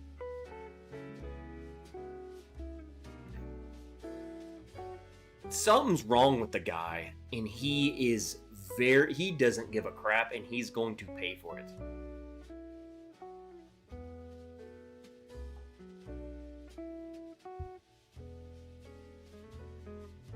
He's dumb. He's dumb, and he will be hurt for it. He's good. Don't get me wrong, he's good, but he will not be in this league long. He is not. He is like laying it all on the line, like right now. This is it. Brother, no, it's not. Like, he's a blind loyalist that will die for his team. But you gotta realize, like, brother, we don't have to die right now. We don't have to go and charge into enemy machine guns. When we can take... I see the route right over there. We can go flank them and we all live. But he's like, no, we gotta sprint up the beach. Like, okay. Alright, go. Go, you're dead. New offensive lines in general are not good. And you know, that's why we picked Fano with our freaking first round pick. He's really good, and he's getting so much better. We'll see. The Browns will not be good this year. Don't get me wrong. I'm not trying to say they're going to be good or make the playoffs. If we make the playoffs, it'll be a miracle. I'm not expecting that. You should be more concerned about which of the 4 QBs is going on the team. And then I saw Jason said, Shador or Massage Man? Who you with?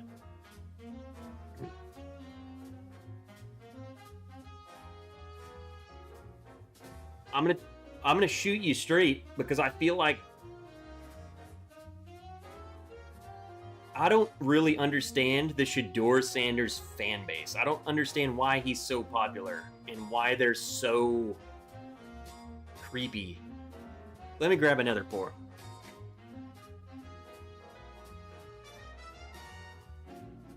What do we want? Let me just grab this. It's right there and it looks good. Thrice barreled. Last pour of the night, okay?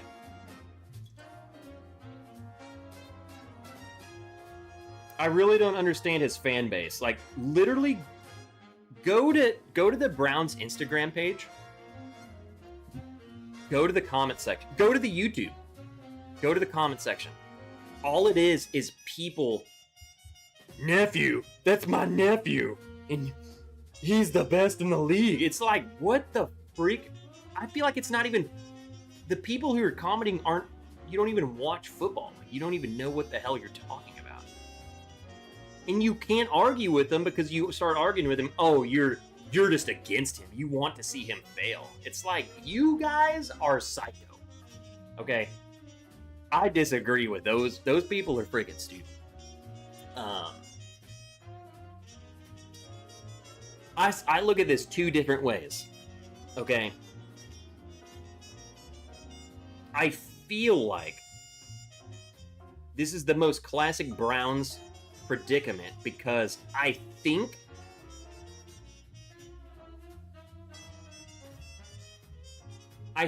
you need to invest in someone like Shedeur Sanders.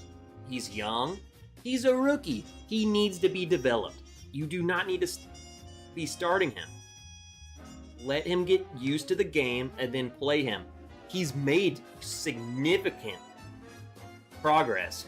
I've watched all of the training camp. He's made significant progress. Like, it's very impressive. I don't think he's still there yet. I don't. And that's the problem, though, is what happens if you start Deshaun Watson, the massage lover. We all love a good massage, you know what I'm saying? He loves it a little bit more than us. What happens if you start Deshaun and he balls out? Let me just throw a hypothetical. What happens then? What happens if Deshaun, which I doubt it will, but what if? What if we start Deshaun Watson, he takes us to the freaking playoffs? Then what? Then what do you do? He has the worst contract on the planet in history of sports. Do you re-sign him? If you're not planning on re-signing him, then why start him? So that's where I'm at. It's like, what is your goal with Deshaun Watson? That's the first question. Not which quarterback do you want, it's what do you plan on doing with him? You want to cut him? Like, this is his last year. So when he's done with his $200+ million freaking dollar contract, which is insane, what do you do with him? You cut him? You try and trade him? Are you doing all of this to trade him? I don't know. I think the best case scenario, though, I think he is winning the quarterback battle. I think they're going to start Deshaun Watson.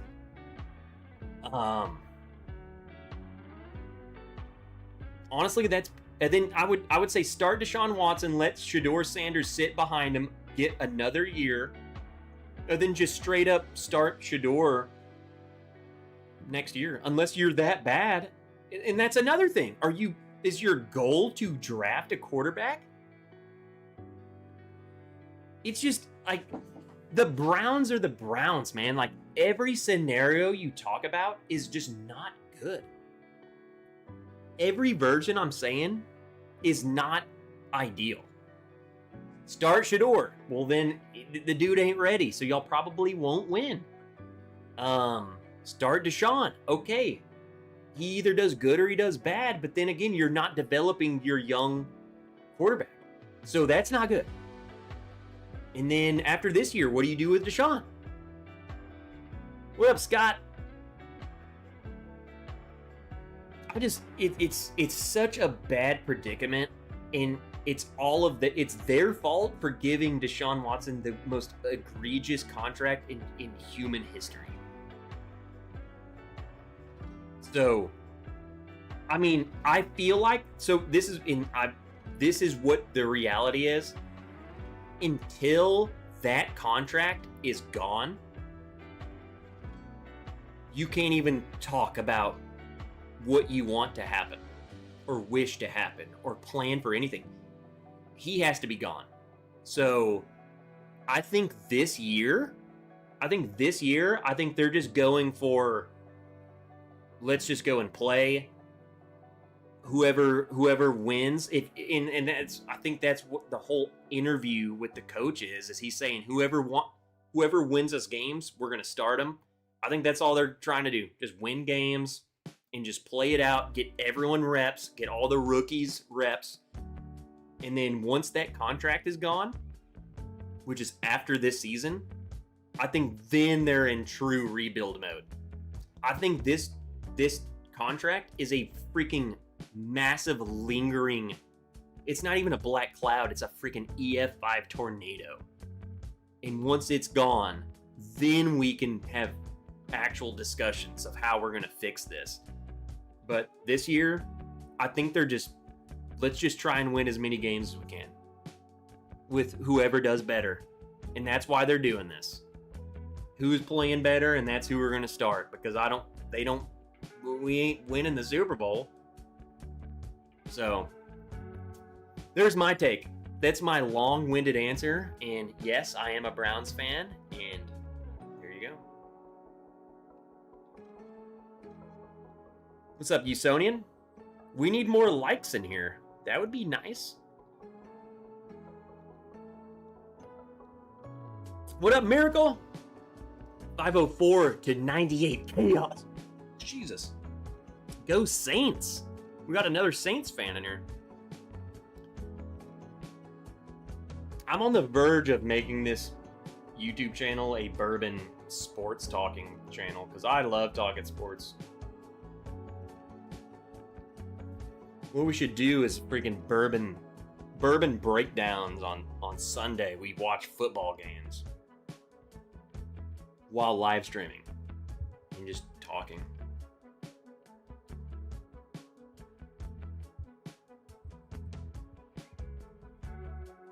How did a whiskey tube channel from Arkansas become a Cleveland Browns talk? They suck. They have since autogram. You're a Cowboys fan. I'm not a freaking Cowboys fan. I'll fight you. Not much better. Dragon. I literally explained this like 30 minutes ago. Becoming a Cleveland Browns fan was a joke. Before I cared about sports, I always said I'm a Cleveland Browns fan because it was a joke. It was terrible. I was like, well, they're the worst team. I'm gonna root for them. Well, when I started getting into football, I was like, I've always said I'm a freaking Cleveland Browns fan. I'm gonna watch. And then at that point, it kind of turned into that.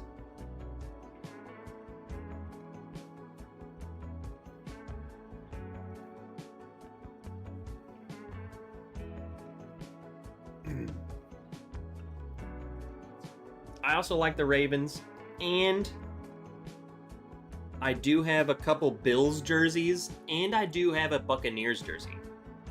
I like the Buccaneers. I think after the Browns cut Baker Mayfield, I like Baker Mayfield. He's a dick. He's a complete douchebag. Kind of annoying. Like, he's annoying. But I also like him. I like Baker. He doesn't give a shit. And I like people like that.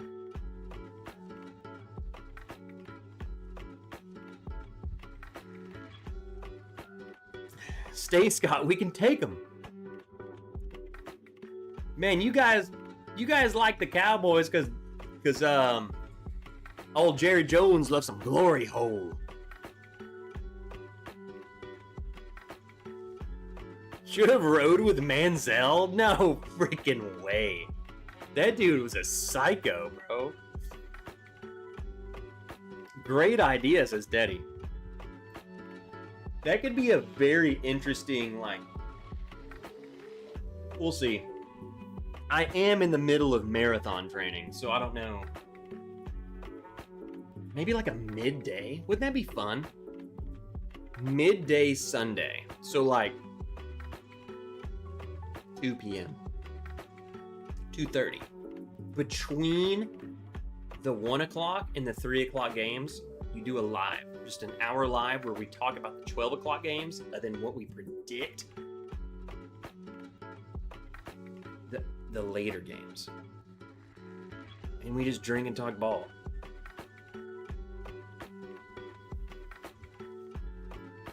We call it bourbon ball. Ball and bourbon. Ball and bourbon. The Bourbon Wrench. Ball and bourbon.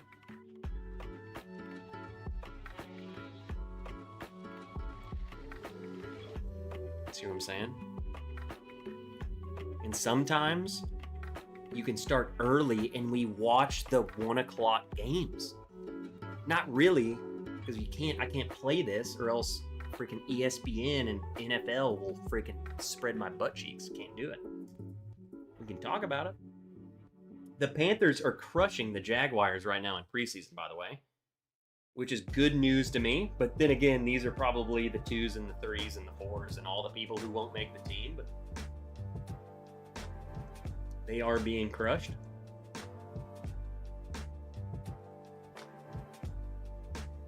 Love to see it because the Browns are playing the Jacksonville Jaguars week 1. Opening football. Any advice what to do for a wasp sting? This sucker hurts. When you can't run and barely walk, it's okay. You can laugh. The only advice I could give you is it's obviously too late because you can't do it right now, but they sell these things, and I really don't know where you can get them, but I know about them. They sell like maybe you can get them at Walmart. I don't know. You have to look this up, but they sell these sting. It's like a little capsule. It's almost like chapstick. Think of something. It's smaller than this, but you can take it and you rub it on where you get stung, and it like completely like neutralizes the venom and freaking like soothes it. It's obviously way too late. Like, you're just at this point, no. This is like I got stung, I run inside, I grab it, and I rub it, and then you won't have near the amount of pain. You're just gonna have to suffer. I ain't gonna lie, getting stung by a freaking wasp is surprisingly painful. I hate them. Pieces of crap. Kind of like all you freaking Cowboys fans and freaking Steelers fans. Just pieces of crap. Just absolute degenerates, you know? Like, you can't trust them. You can't trust them with nothing. We try to drink bourbon together, and you're a Steelers fan? Chiefs fan?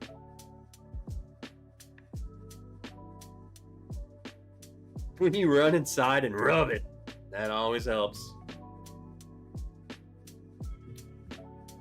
Depends on where the wasp stung you, Kraken. Wow, just collect all the jerseys just in case.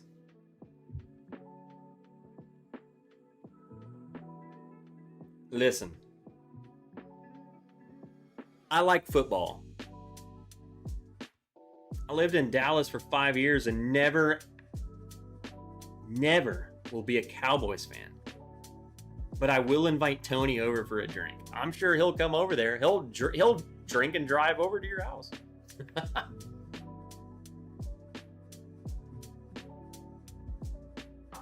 Brian, you might as well be a Kansas City Royals fan if you want to cheer for bad teams. Suck a butt, Brian. The heck? I like the Braves. They're the best team in baseball, and you can't convince me otherwise.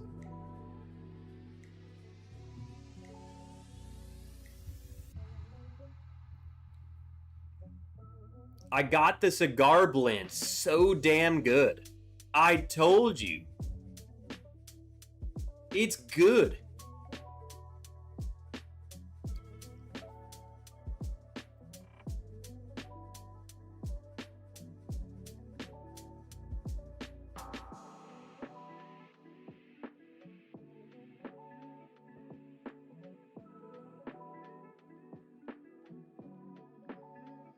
Got the Old Fitz 7. Good stuff. Go, Scott. I like that bottle. Didn't blow my mind, but I enjoyed it.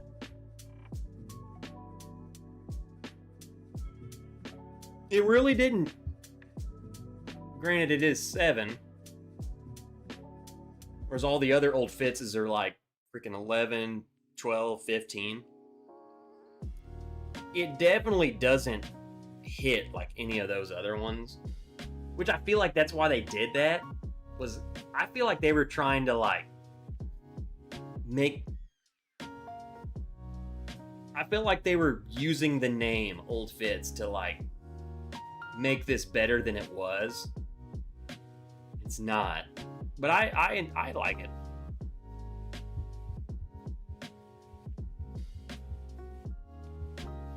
Cease and desist being poured. Let's go, Mark. That's one of the best bottles we've ever freaking done. I don't have any more of it. I drink it all. Cease and desist is one of the best Gene Nassif freaking mastermind bottles that we've ever done. And I should have bought more. That's another one. That's one I would go back for, man. That thing is so good.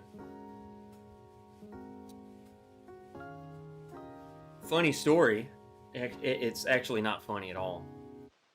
I had a bottle of Cease and Desist. My family they booked a campsite. Bunch of family members. There's like several campsites up in a river. Very famous river here. And we were going to go and canoe the river. And so I was like, yeah, I'll come up. I'm going to come up for the night. Or for the day, and then stay the night and leave the next day. So I was like, I'm going to bring a bottle of bourbon. Well, when I drove up, I didn't go to the campsite. I met them at the canoe launch point. I had a bottle of Cease and Desist in my car.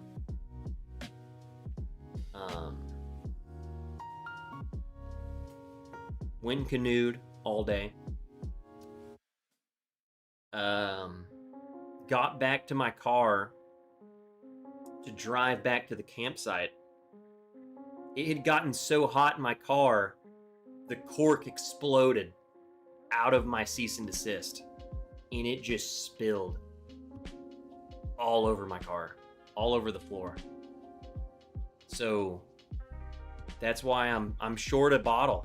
I got cheated a bottle of Cease and Desist. It exploded in my car. I will say for about 6 months, my car smelled like Cease and Desist. I was like, dude, if I get pulled over for anything, they're going to be like, dude, it smells like bourbon in here. I'm like, no, it doesn't, sir.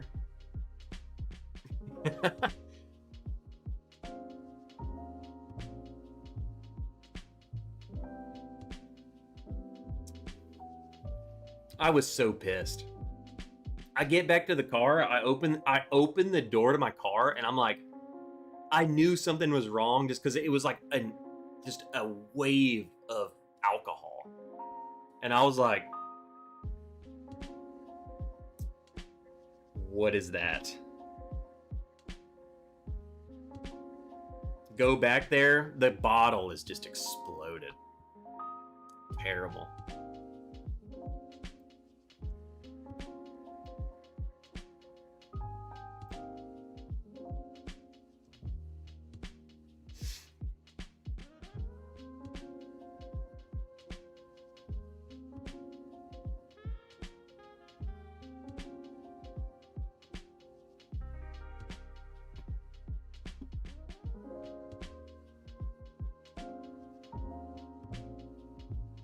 I have a cabin on Lake Mattoon. Grew up in Chucktown.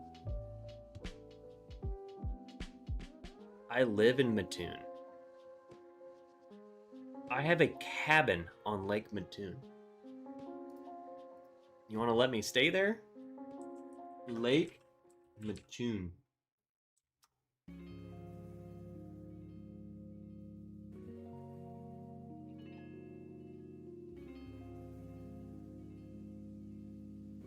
Bro, they don't look like much of a lake to me.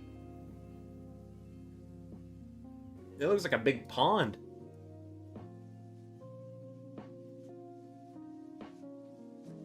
I feel like I could explore Google Earth and find your freaking cabin, dude.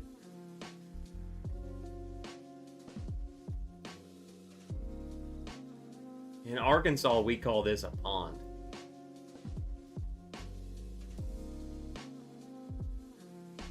Where is this? Man, you're in the middle of freaking nowhere. Holy crap. I guess you're close to Springfield, huh? What about Decatur? Decatur. Jesus.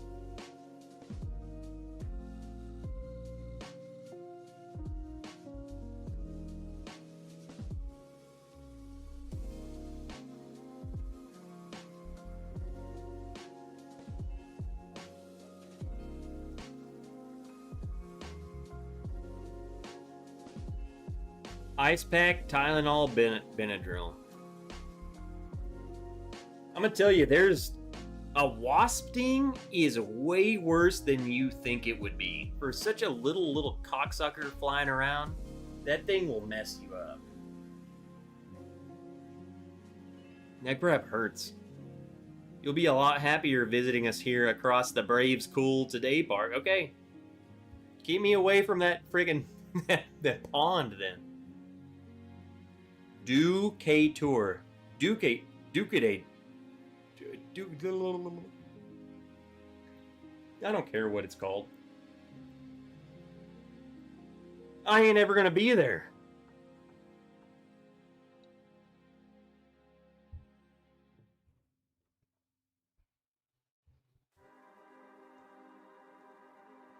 All right, guys, we got 10 more minutes. We're gonna open this up to. We're gonna do whatever you want. Ask any question you want about bourbon, about anything.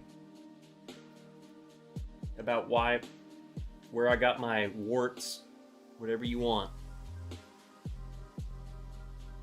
Or just anything. Anything bourbon related, go ahead. Or just anything. AMA. Go.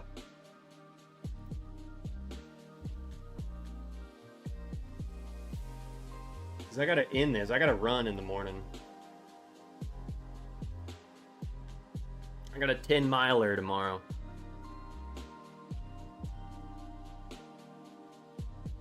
But I've had a good time. I've had a good time. When's Mom coming back on the stream?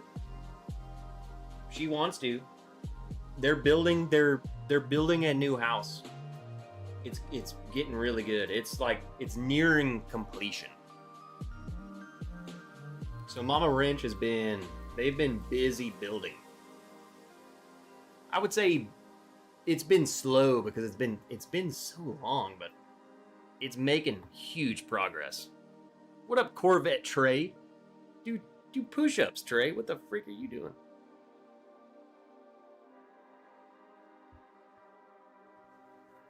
William, it might just be me and you in here. So what else do you want to know? Keep going. I don't care. If it's me and you, let's go. What else you got, William? Ask another question.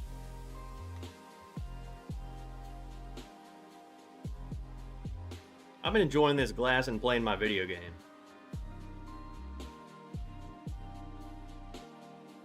Joe Dixonson says, I'm here. Gross. What's your favorite barrel product?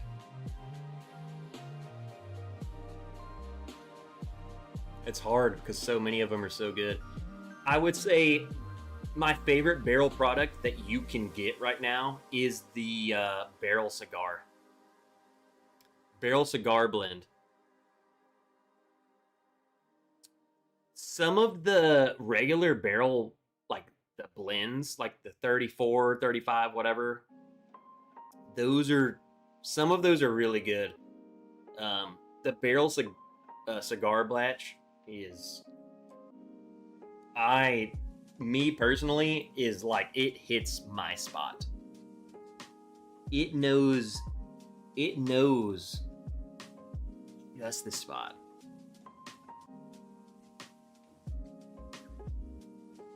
Best bourbon of 2026.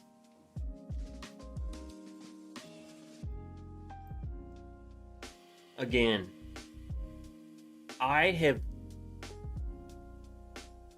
bought the least amount of bottles in the year 2026 than I've had in any other years.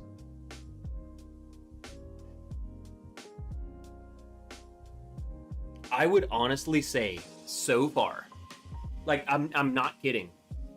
This might sound like a cop-out answer. Dude, I think so far, I think it's that Barrel cigar. I mean, that thing is so good. I mean, that thing is freaking... It drinks so much older than it is. It's already, like, the stats on it are great. I think that one might be it. I've tried some others, you know, like some of the 1792 finishes and all that. Like, those are good. Nothing's really blown my mind. Like, that bottle, I'm like, dude, I freaking love this thing. Aside from our picks, dude, yeah, you want to see something crazy?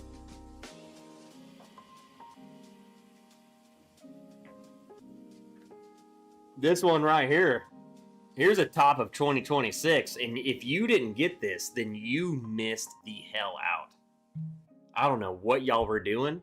I don't know if you aren't a Patreon or if you're freaking just dumb. If you didn't buy this one, then I don't know. I can't help you. I mean, I tried. I really do try. But you missed it. You missed out. I would say, like, here's the thing, is like, I see you guys like asking, is it worth it? Absolutely worth it. I would say it's worth $85, Paulo. The cigar blend for $85, I think it is. I'm telling you, it drinks very special.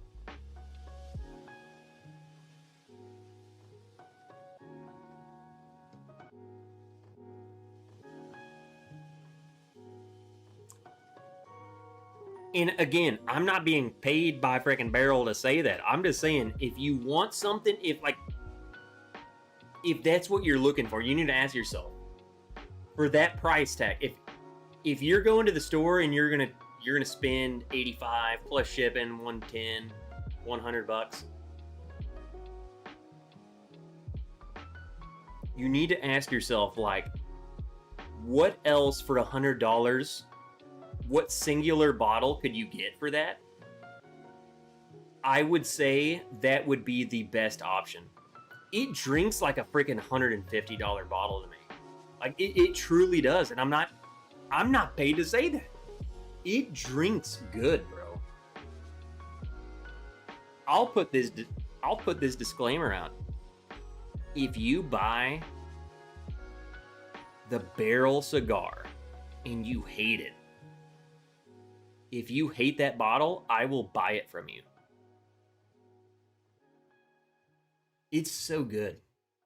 I really enjoyed that bottle.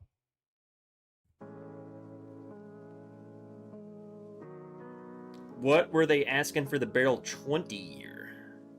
I don't know. A lot more. So I see Joseph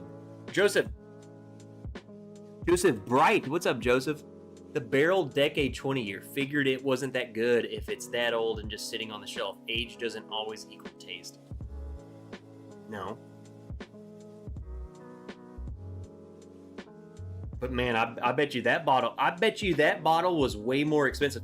Here's the thing, and if you watch my review of the Barrel cigar blend, I kept saying, I was like, I figured this would be way more money coming from Barrel. I feel like barrel is typically more expensive than you would like for it to be. So I figured the way this tasted, that it would have been $150. That's just the starting point. It's 85. So I was like, dude, this is where it needs to be. It's impressively good, and for their typical price, and I highly agree with that. I'm telling you, the barrel cigar could have easily been, in Barrel's mind, not my mind, in Barrel's mind, it could have easily been $150+. I would have been pissed, but I would think that that's what they would have done, and they didn't. It's $80 or $85. So I'm just saying, it's the most impressive to me because it tastes so good, and I don't know if they're like experimenting or something, but I noticed that right off the rip. I was like, dude, this thing, I feel like they would have charged $150 for this, just knowing them.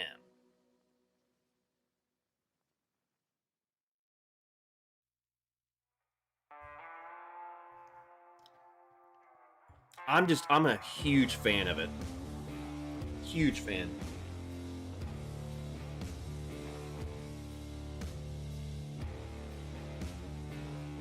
Again, I try and preface this, especially in my videos, and I'll tell you now, because it's just me. I don't care. Barrel will send... I'm straight up honesty. I didn't pay a single dollar for the Barrel cigar. They sent it to me. I tell them, I'm not going to lie. And they don't ask me to do anything. They just hey, we have a new bottle out. Do you want to send it to you? But yeah, freaking of course. What are you talking about? I don't hold that at all. If it sucks ass, it sucks ass, and I'm gonna tell you. Even if it means that Barrel never sends me a bottle again, I don't freaking care. If you put out shit product, then I don't want to support you, because I'm drinking this. It's good. It's easily one of the best things that I've had this year, to me. This year. I love that bottle, and I'm gonna buy another one. Because they ship it to me. They ship it. You can buy it off their website. Again, not sponsored. I don't make money. I'm gonna buy it, and I'm gonna get no money. I would love for a brand to come to me and say, Trev, tell people this is awesome, and we'll give you a cut of money. That would be awesome, and I would do it.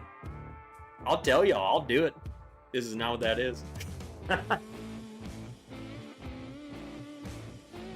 if you're gonna pay me to freaking...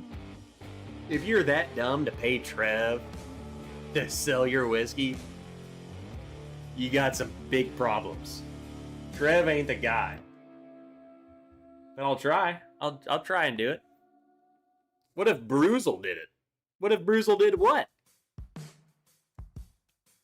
I don't work for that freaking cocksucker.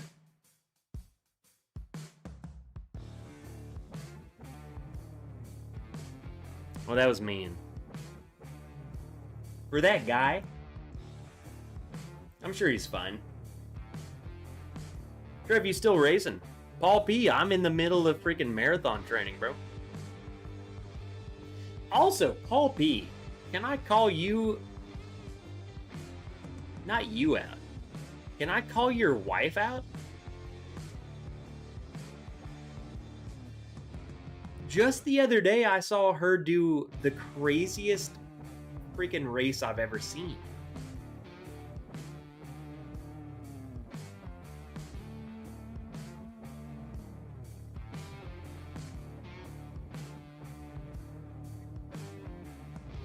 William Miller, that was a little bit too mean of me.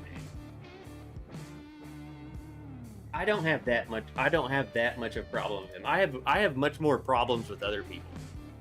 That was just me being dumb. I still disagree.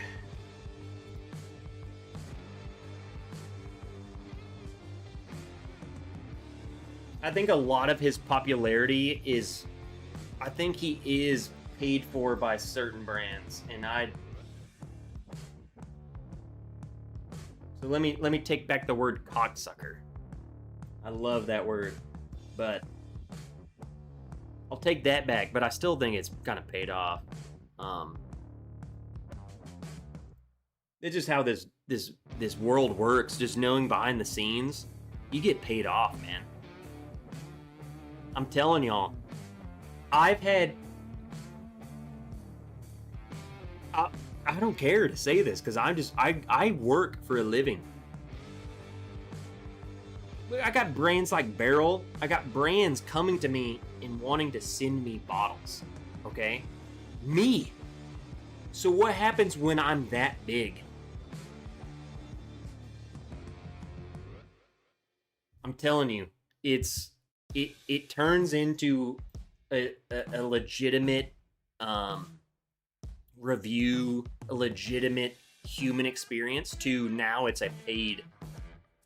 I'm paid off. So you got to know what you're getting into. Those big dudes, it's all just, it's sad at this point. Like the bourbon YouTube world is not what it used to be when I got into it. It's stupid. It's just ads. It's just paid off bullshit. And that's why I don't care. You know, like, dude, this is not the same anymore. It's a different market. It's a different world. I care more about making money. That's what it is. I care more about making money than anything else. I know you guys by name. I can see your clan tag. I can see your freaking picture. I can see everything. I recognize you. I know you. I have a relationship with you. I've hung out with you guys. People like that, it's like you celebritize people, and it's like, I don't even, like, who the hell is this guy? I don't care. They're paying me money. Who gives a shit? And then you meet him, and it's like, yeah, good to meet you. Clan tag? Yeah, whatever, I messed up. Xbox.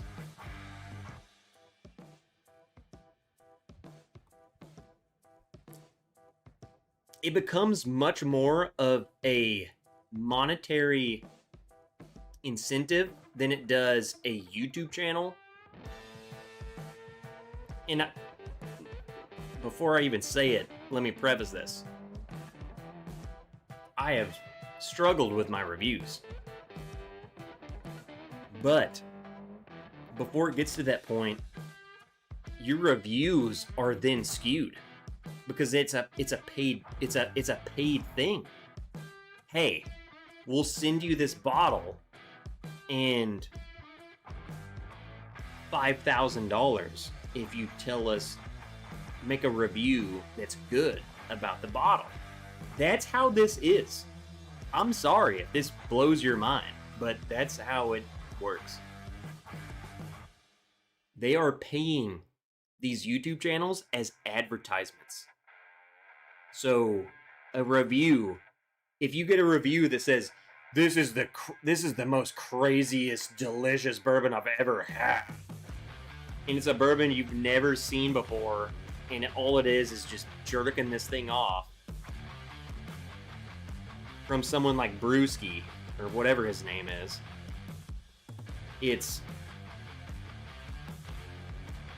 I'm just saying, the dude's, at this point, is being paid.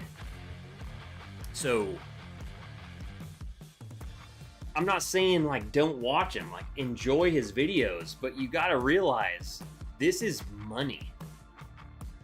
And I'm telling you, people are paying this mother effer to talk about their whiskey. So, take it whatever you want. If you're freaking that blind to see it, then whatever. Have a great time. Just go and pay it. It's crazy. Enjoy. I'm sure he's a great dude. I ain't talking shit. It's just what it is. It's just what it is. This is the fact of the matter. Okay. What's the proper technique for pissing oneself during a marathon?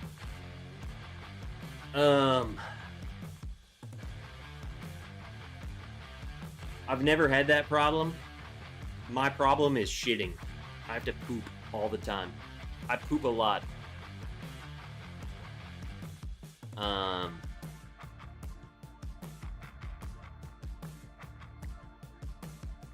Pissing yourself, it's fine. Like, you're so sweaty, you probably wouldn't even notice it.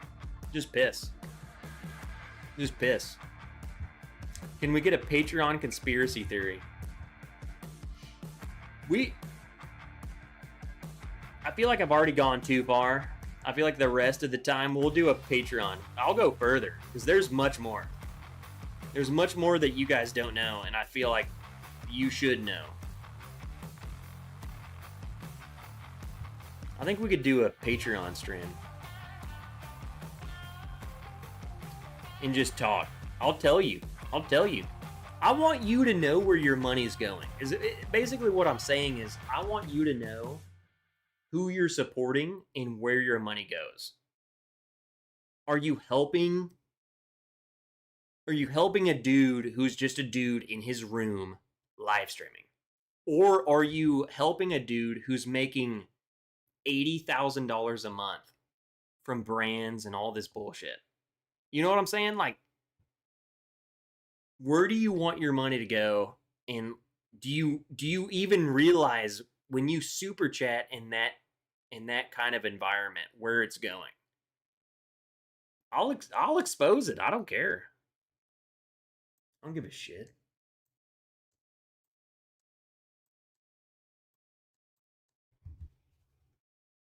I'm just saying.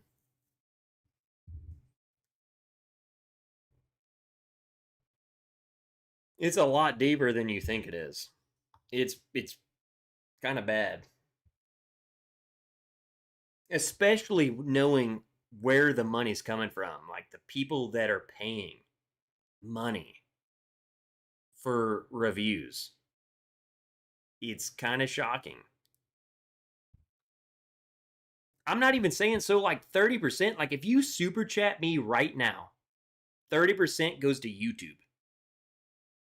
And that's just me live streaming. I have Mega Chat set up because I wanted to avoid that. You can Mega Chat me and it none of it goes to YouTube. These other people, they're getting paid money just to talk about whatever they're talking about. Like, it's a paid segment. They're doing their live stream because they're getting paid thousands of dollars to talk about it. And then on top of super chats that they're getting and stuff. It's like, it's kind of crazy. It's kind of wild. And I feel like people are more inclined to go in there and super chat and talk and support people when there's 1,000 people watching the stream and you got all these shills super chatting.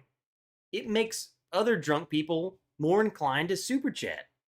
So the dude who's getting paid by the distillery to promote the bottle is then getting paid by everyone watching him just to talk good about the bottle that he's getting paid to talk good about. So he's getting paid by the distillery to talk good and then getting paid by everyone watching him for just watching him. It's kind of crazy. That's how this works. I don't know if y'all know this. That's how it works. That dude's getting paid more money by the distillery to talk good about the bottle than you're getting from the super chat. So yet everyone's super chatting him. just because they want their comment to be read or something. Man, I want this guy to read my comment. Like, what the hell? Are you that crazy? It's freaking ridiculous, man. Like, it's why I hate, it's why I've gotten away from it, because it's like, this is insane. Like, grow the hell up. Everyone.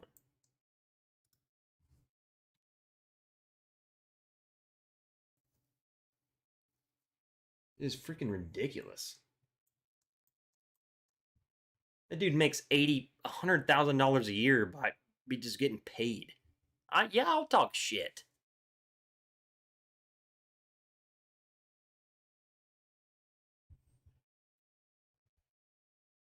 I just want y'all to know that going into it next week. When someone's got their hot wife on and freaking all this and talking good about a bottle you've never heard of, they're probably getting paid. It's just inevitable. It's why I am the way I am, and if you like it, you like it, and you don't, you can go, yeah, go over there. Go watch them. Go see them. Go watch them. I don't give a shit.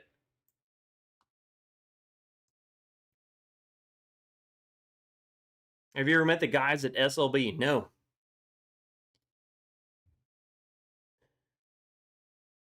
And here's another thing, and I'm going to say this lightly. I've never met the guys at SLB. I've never talked to them. But I would assume, and you gotta take this as I'm saying it, okay? Because it's going to sound like I'm talking shit, but I'm not. I would assume that they're the same way. They're a very big channel. I guarantee you a lot of people are throwing stuff at them. I feel like the bigger your channel is, then the more you need. Let me put it this way, without saying anything negative, because I don't like to be negative. The bigger the channel is, I would highly implore you to take a step back and look at it with a grain of salt. That's what I'll say. They might be legit. They might not be. But I'm telling you, the bigger they are, more reasonable is that they're paid. I'm getting paid $1,000, $5,000 to talk good about said bottle. You need to take that into consideration. Guess what? No one has paid me money to review a bottle, so I'm going to talk about it. It's a lot more than you think. They are getting paid money to review bottles because they are cheap advertisement. It's much cheaper to send you $10,000 for them to review a bottle that gets 500,000 views on YouTube than it is to try and put billboards up and stuff. You see what I'm saying? You get it?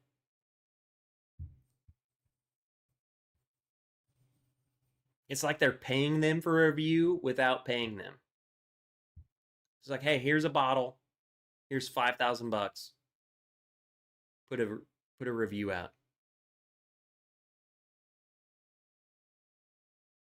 They're supposed to declare that at upload and in the video, I think. Supposed to. William, guess what? I upload videos. And yes, that is part of the option. I don't think that's enforced at all. As someone who uploads videos and knows exactly what you're talking about, it's not enforced. Granted, I also say no. It says, are you paid? Is there a paid advertisement for this video? All you do is click yes or no. That's it. There's no other checks. No. I'm just saying, like, you guys gotta see this. It's not what you think it is, man. Like these dudes who have like SLB and all those guys, I'm sure they love bourbon. Don't get me wrong. I'm sure they're great dudes. I think we'd get along, maybe. They've never talked to me.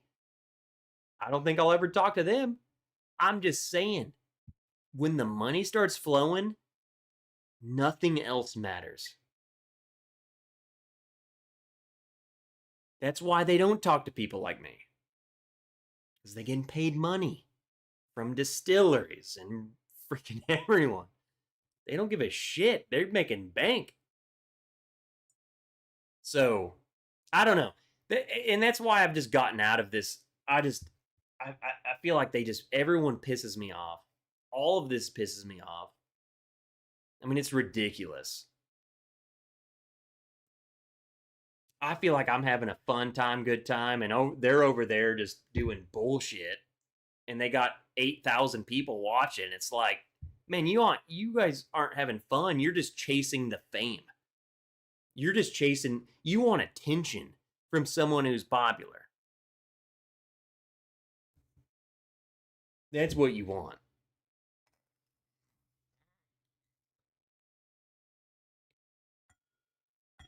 Like, there ain't no way you watch those channels and have a good time. It's because you want to feel good about yourself. You want to be heard from somebody who has 8,000 million viewers. It's ridiculous.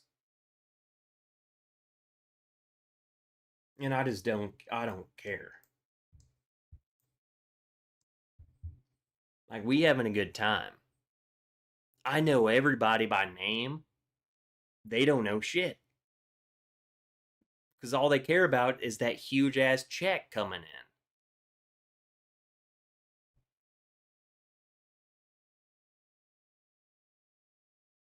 in. And you know what?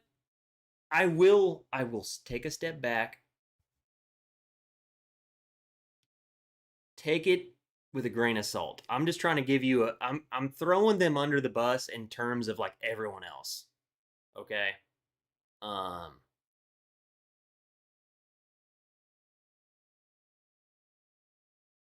They're probably fine. They've done nothing to me that's upset me. They seem more honest than some, but I'm not on the inside. I'm just telling you, they're probably the better of the corrupt. They're getting paid. I guarantee you. I promise you. I wouldn't even guarantee. I promise you. They're getting more than you think. They're probably more enjoyable than most. I would agree. I like them. I like SLB. I would like to be on their stream. I would like to join them. I probably won't after doing this segment, but I don't care.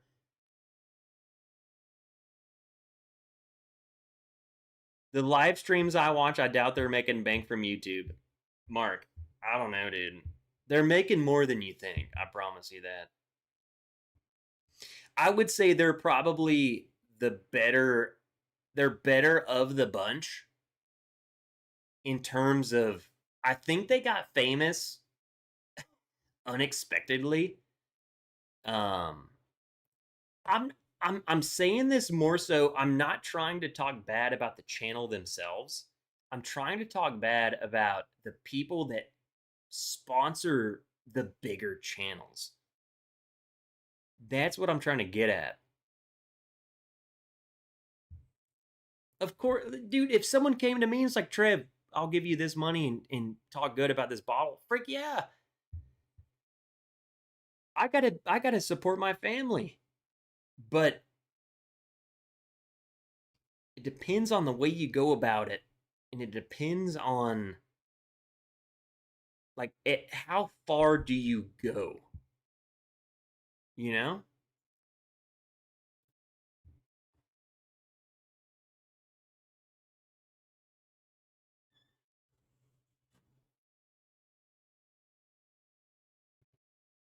Did Limestone Creek pay you guys? And if so, did the chicks bounce? David, they sent me a bunch of freaking anal lube. I thought it was a mistake at first, but then I started counting the number. I was like, man, this is like a lot of lube. I mean, this is like thousands of dollars. Like thousands.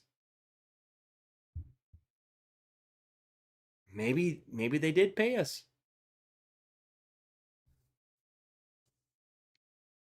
I mean, it's a lot.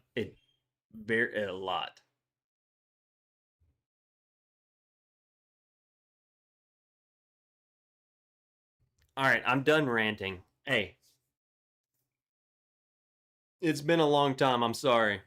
If you guys are like, dude, Trev, shut up, you're ranting. I'm sorry. Had a good time.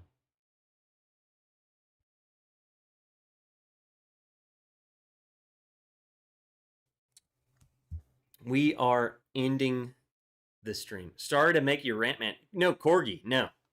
You didn't make me rant. It was me. I need to get it out. That lube was sponsored by Diddy. Deshaun Watson?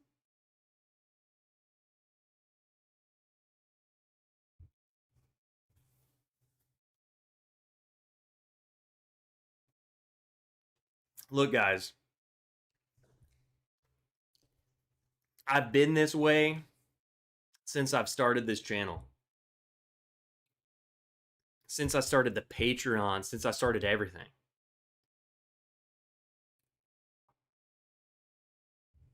I tell you how it is. I don't care. Okay? I like to drink. I like to have fun with you guys. Then when we start getting wind up, like I'm going to tell y'all, like the behind the scenes stuff, like it's not what y'all think. It's pretty wild. More power to them. Support them. But I'm just saying, like, you need to know who the freak you're supporting. I don't know them. I'm just going to give you my insight, and then you can explore. I'm just saying. Okay? I love talking shit. A lot of people I'll talk shit about, but I support them. There's other people that I just downright like, yeah, I freaking hate you. We'll save that for Patreon. There's people I don't trust, and there's people that I like, but I think they're bought out. It's fine, whatever. Who cares? I work for a living. I literally drive to a job. I'm sure some of these people just drink bourbon all day.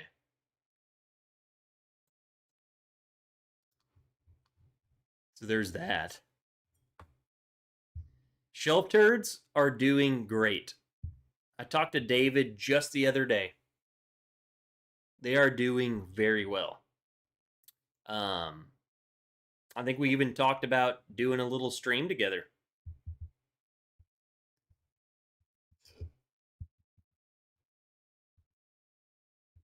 David and Kira are doing great. COD Beta is live, Trip. Paul, are you playing COD Beta? I won't play that shit. The COD Beta? Come on, bro. You think I'm going to play that? The hell? You tell me how it is. Honestly, 2040 really engaged viewers is the sweet spot. Big enough to keep the chat going and small enough that chat don't get lost. Says Joseph Bright, which I missed a long time ago. But you know, Joseph, I pride myself on reading everyone's chats and reading, like, at this point we get to know each other because we're here every freaking Friday. We're here we get to know each other. I know you. I know your freaking little picture. I know everything. Especially about your hemorrhoids. I don't know what to do about those, but I know about them. I'm just saying, like, I've always prided myself with getting to know everyone in the chat. And I review bottles openly. I've never once been paid to talk good about anything. So, I never will. If someone said, I will pay you money to talk good about this bottle, that's already a red flag. I'm like, what the freak you mean? You're going to pay me to say something good? Like, I haven't even tasted it. What if it sucks ass? Next Friday, I'm going to WWE, so feel free to take the night off. Well, Joe, if someone doesn't get slammed through a table, you've wasted your money.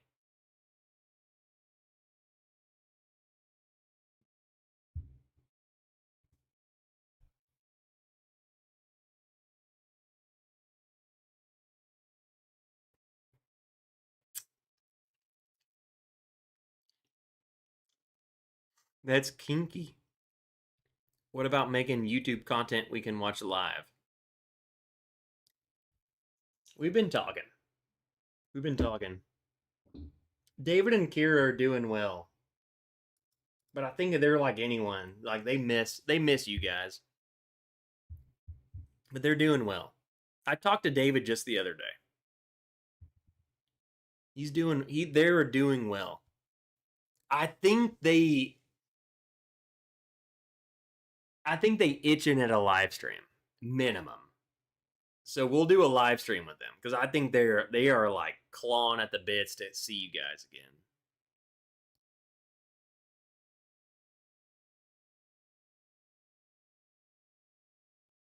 I've heard of those who get bottles to review then don't post reviews to avoid negativity.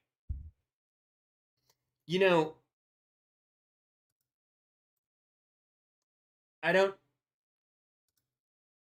I'm sure that happens. It's got to happen. But hold on. I gotta freaking piss.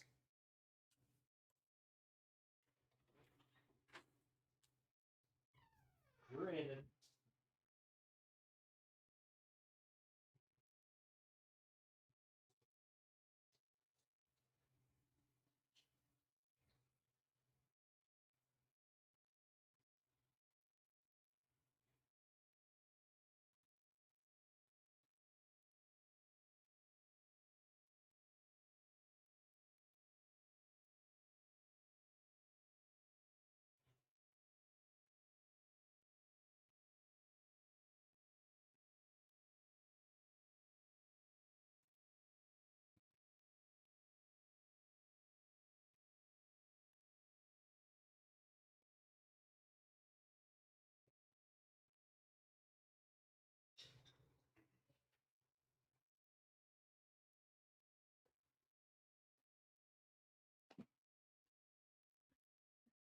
Okay, last story.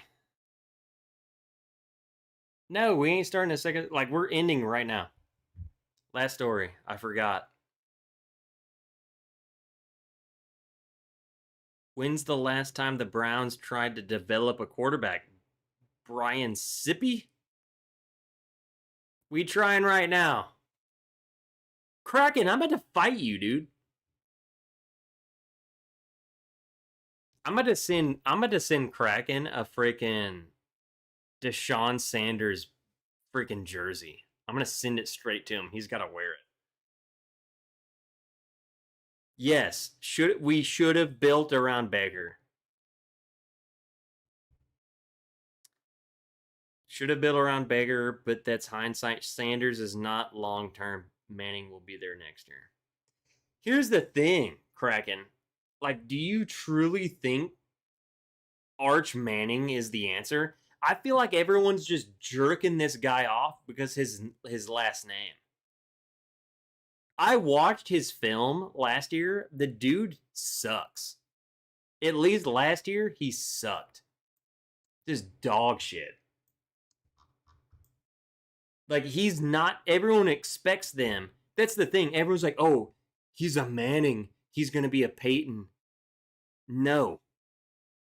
I mean, he played freaking terrible. I mean, he was like 8th round draft pick.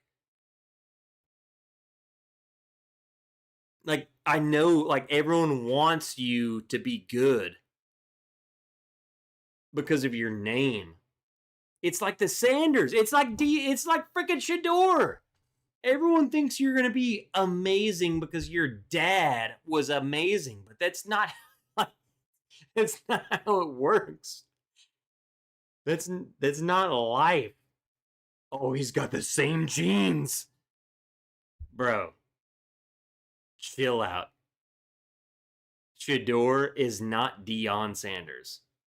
And Arch Manning, from what I've seen, is not freaking Manning material. I would not pick that guy. Literally look at his film from last year. It's not good. I mean, he's like third round pick minimum. It's not good. But that's the thing. Everyone just, they look at the name and they're hoping for like some miracle. Well, that's freaking stupid.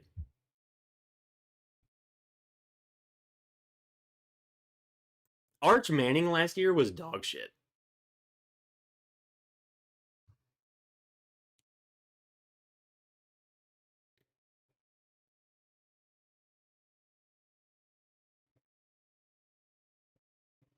I'm hoping, but I'm also a level-headed fan, and I'm not just a smack talk factory. If he plays good, we'll talk about it. Like, I don't care. I don't freaking care about Arch Manning, dude. I think that's the thing about sports fans is you talk shit about someone when they are shit and they attack you. Because they are so hopeful and love them. Dude, Shador Sanders is shit. He is not. He's getting better. That's called realism. Arch Manning was shit last year. Dog water. No one wanted to draft him. Terrible. I saw the clips. It's not good. Hopefully he does better this year. Everyone keeps saying, "Oh, he's going to be number one draft." Why? Because his last name's Manning. I haven't seen shit on the field. He hasn't done nothing.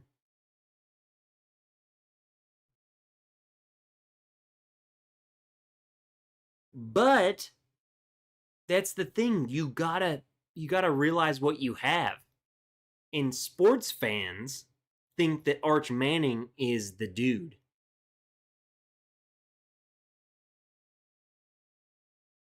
They think Arch Manning's the dude. He has the ceiling to be the dude. Don't get me wrong. I think he has it. But he ain't there yet. Trev, nobody gives a shit about Arkansas sports. You're a freaking Browns fan. Bro, Kraken's pissing me off tonight. Why are you so aggressive, man?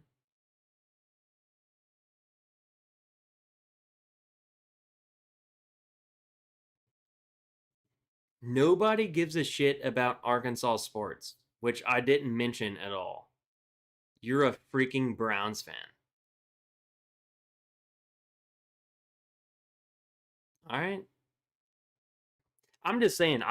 I'm talking about this so we can go back and like collectively, like lawyers, like look at the evidence. I haven't said anything about Arkansas sports. And I'm a freaking Browns fan. All right. I mean, this seems like a very angry sports fan, and like that's not what we do here. We like to have fun. Like we're not getting angry about Arkansas sports or the Browns. Holy shit.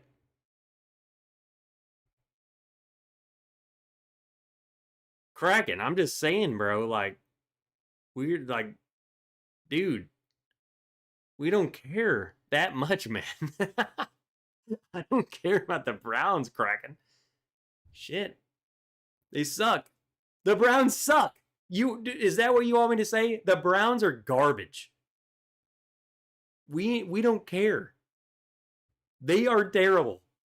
I am with you. I am on your side. Don't attack me with the Browns are terrible. They are bad.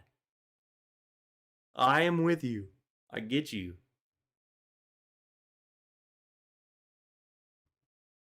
They are bad.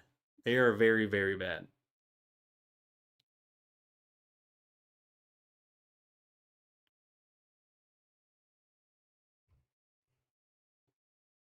I'm not being mean, Kraken. I love you, bro.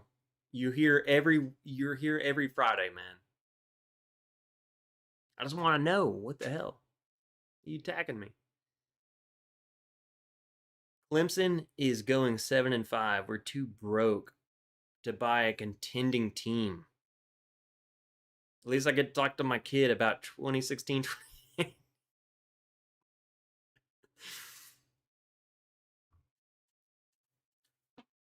No, Mark, this is it. Last pour of the night. We're done. We ended the stream. And we're going to blame Kraken. We're blaming Kraken. I'm just kidding. Don't blame Kraken. I'm kidding.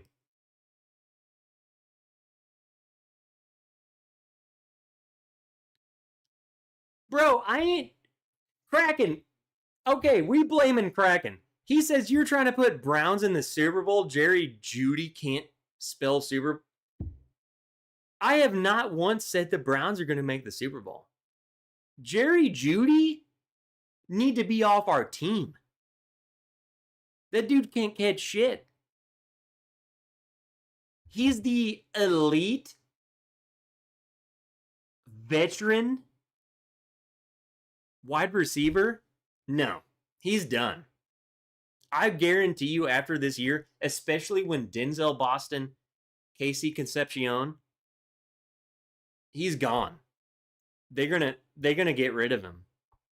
They're gonna take all of the money that they pay him, they're gonna cut him, and they're gonna pay freaking get Corley, get Bond, pay all of these other dudes the Browns have that are freaking awesome. Casey Concepcion, I'm telling you guys, you want to talk shit about the Browns. Casey Concepcion is going to be the next name you're freaking going to hear about. Whether he stays with the Browns or goes somewhere else, he is, like, this dude is legit. Like, this dude is awesome. Granted, we have terrible freaking quarterbacks throwing to him. Terrible. But, I mean, he is it. Cheers, Kraken, you piece of shit. Hey, Kraken, I love you no matter what, brother.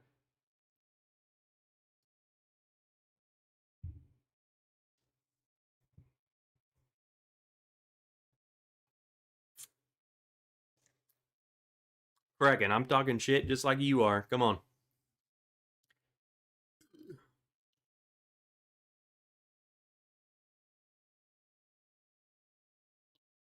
Pretty sure you said you take the Browns to the Super Bowl all the time. Yeah, I take a poop.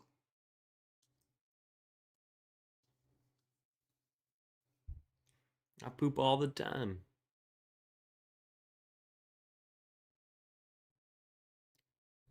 Joseph Bright says KC did work on us when he was at NC State. Dude is legit. And Joseph Bright, correct me if I'm wrong, his problem was that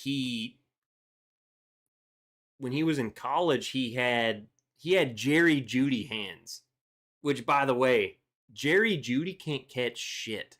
I think I could catch more balls than Jerry Jeudy. KC Concepcion, I've watched all of Brown's practices. This dude has caught, it doesn't matter, you could throw it to him. If he's gonna die, he's gonna catch the ball. And the defenders are gonna kill him, but he will catch the ball. He seems like he's the receiver that it doesn't matter. Like, okay, I'm the quarterback. I'm gonna do all my check downs. I'm gonna look here, bam, bam, bam, bam. If you can't find anything, you throw it to this guy and he just somehow catches the ball. You know, I mean, he'll just catch it. He is crazy. He is very good. Surprised the Browns didn't draft the Diego Fabio kid. You mean the guy from freaking the Ravens? No, that guy sucks. Kraken, you talking shit again about the Browns. The Ravens cut that fool. I feel like anyone knew he was dead. Even if the Browns didn't draft you, then you're bad. I mean, that's kind of sad, Kraken. Come on.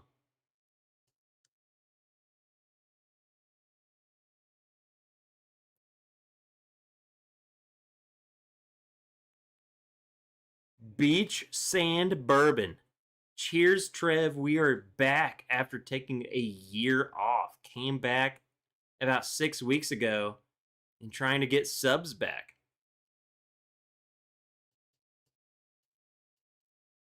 You took a year off.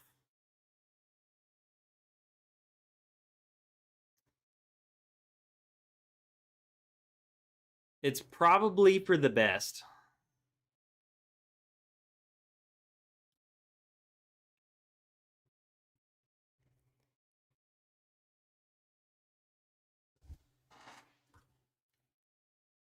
Will everyone here go resubscribe to Beach Sand Bourbon?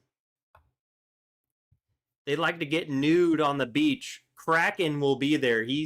Kraken literally spreads his butthole for you on the beach. And you can just... Okay, let me back up. Subscribe to Beach Sand Bourbon.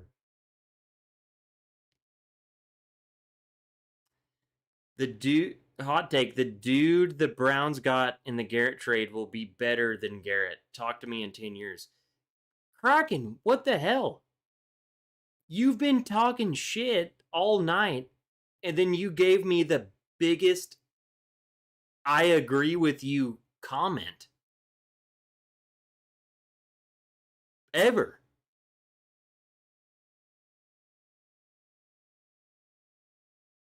So the Browns traded Jared. They traded away the best defensive player of all times, Myles Garrett. Dude, just spreading cheeks. We sent Myles Garrett, the best defensive player of all time, to the Rams for several first-round picks, which we will utilize next year because we will not be good, and Jared Verse, who is very good. Is he Myles Garrett? I hate the whole thing. Well, is Jared Verse Myles Garrett? Freak no, what are you talking about? It's freaking stupid to even... Why are we comparing that? Jared Verse is a psychopath. he's been one of the best things that the Browns defense could have gotten. He's been incredibly disruptive. He's been incredibly vocal. Like, annoyingly vocal. So, here's the thing. Myles Garrett is 34. Myles Garrett, he won't be in the league much longer. The Browns are going full-blown young. So yes, we're going to get rid of the 34-year-old Myles Garrett, who is the best in the league, but he about done. He about done. Okay? And the only way they traded him was for Jared Verse, who's like, I think he's like 24, 26, something. He's young. So you got to realize the Browns team is like incredibly young. They are full blown, like they're going all hardcore rookies. So I'm just saying, Garrett, even though he's the best defensive player ever, he is a ticking time bomb. His time will end sooner than the timeline of all of the rookies the Browns have. It's a smart play, especially if you can trade him for someone as good as Jared Verse. So I would never want to give up Myles Garrett, but I mean it's the smartest play in their corner. I think it was a good call. They got several first-round picks, and they got Jared Verse. So I think they won. I think the Rams traded for Myles Garrett for right now, this year only. The Rams are going all in on this year. So, I mean, if the Browns ain't going to win. So they were like, we're going to get as much as we can for this guy. And there's a team willing to pay for him. Get him out of here. Give me as much as we can for Myles Garrett, the best defensive player of all time. And let's see what happens. Like the Rams, I'm kind of rooting for the Rams to lose just because they traded for Garrett and all this. Yeah, it'd be funny. It'd be funny that they go all in and then lose. But they're all in. They are all in on this year. I'm telling you guys, if the Rams don't go to the Super Bowl, then they should be the laughingstock of the century. You should sell your Rams jerseys. You should burn your Rams jerseys. Just never watch any of their games. They are going like this year is the Rams year. If it's not the Rams, then it's an embarrassment. They're going all in. Why do you think they're getting freaking Donald? They're trying to get Donald back. They're going all in.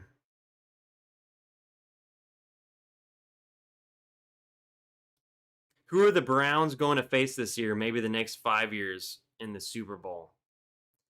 Dude, I don't even care. Because they ain't gonna make it. I don't know. I don't even think about that. I don't think about it that far. They ain't gonna win. Here's the thing. The only thing that I can think of is the AFC North, and I'm telling you guys, here's a hot take. Joe Burrow will not be with the Bengals next year. Joe Burrow will not be with the Bengals next year. if the Bengals suck this year, he will be gone. Promise you. The Steelers, I don't know why people keep giving Steelers high ceiling this year. Aaron Rodgers is just dog shit. I don't know. Like, he's washed. He's washed, bro. I'm sorry. I don't know what you want. He's not that good. I mean, just look at last season. Like, they've done nothing on the offseason to make them better. They're going to be the same, which was dog shit. They were terrible last season. I think it's going to be between the Ravens and Bengals. I would say the Ravens are going to win. I think the Bengals, the moment that Joe Burrow gets hurt, which he will,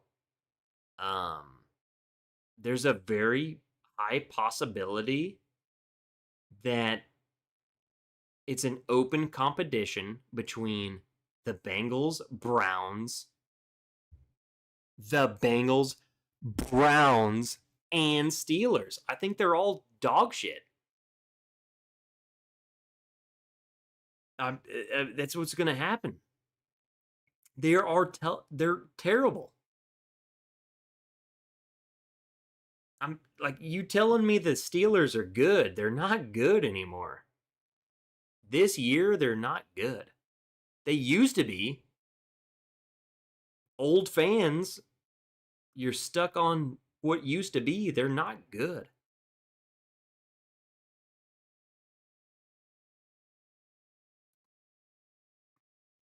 I think Ravens are going to win the division, and then it's going to be a battle between the next one, which is kind of sad.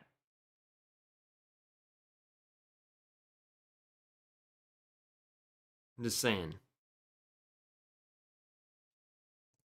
We'll document this. We'll document this on stream, and I'll remember all of you who talking shit.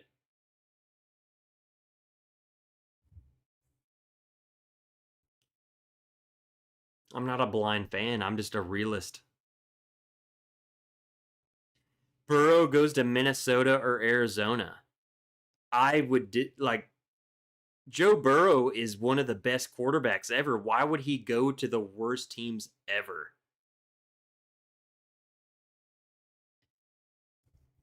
I guarantee you, I'm going to say I'm about 75% certain if the Bengals suck, Joe Burrow he's either A, leaving the NFL, or B, he's switching teams. He's off the Bengals. I think this is it. I think this is his last year on the Bengals. Where he goes, I don't know. He's such a good quarterback. Why would he go to freaking Minnesota or Arizona, the worst teams on the planet? I feel like he would go to who's a good team who has an open quarterback position?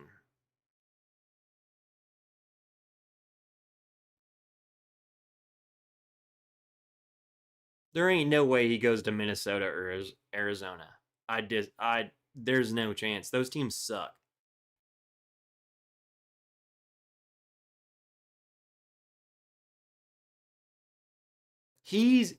If he leaves the Bengals, he's gonna go to a team that is winning. So if anything, he would go to Ryan Stafford, everyone's contemplating him retiring. If anything, he'll go to the freaking Rams.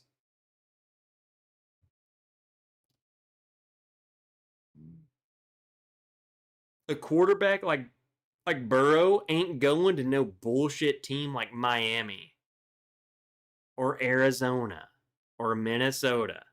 He ain't going there.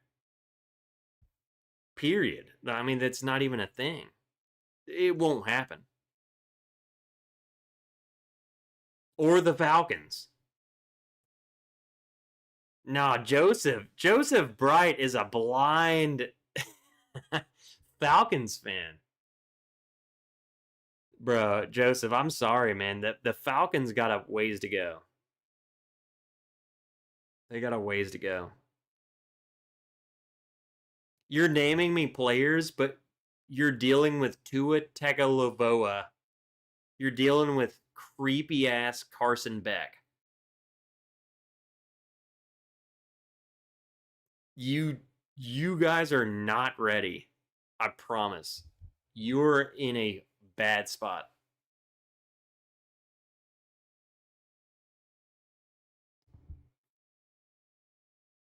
Tua needs to just retire. I'm sorry. He needs to go. It's sad. And it's very unfortunate, but it's just we're going to kill the guy. We're going to kill him. Tua needs to just go. Just retire, bro. Please, just go and open a bar or something.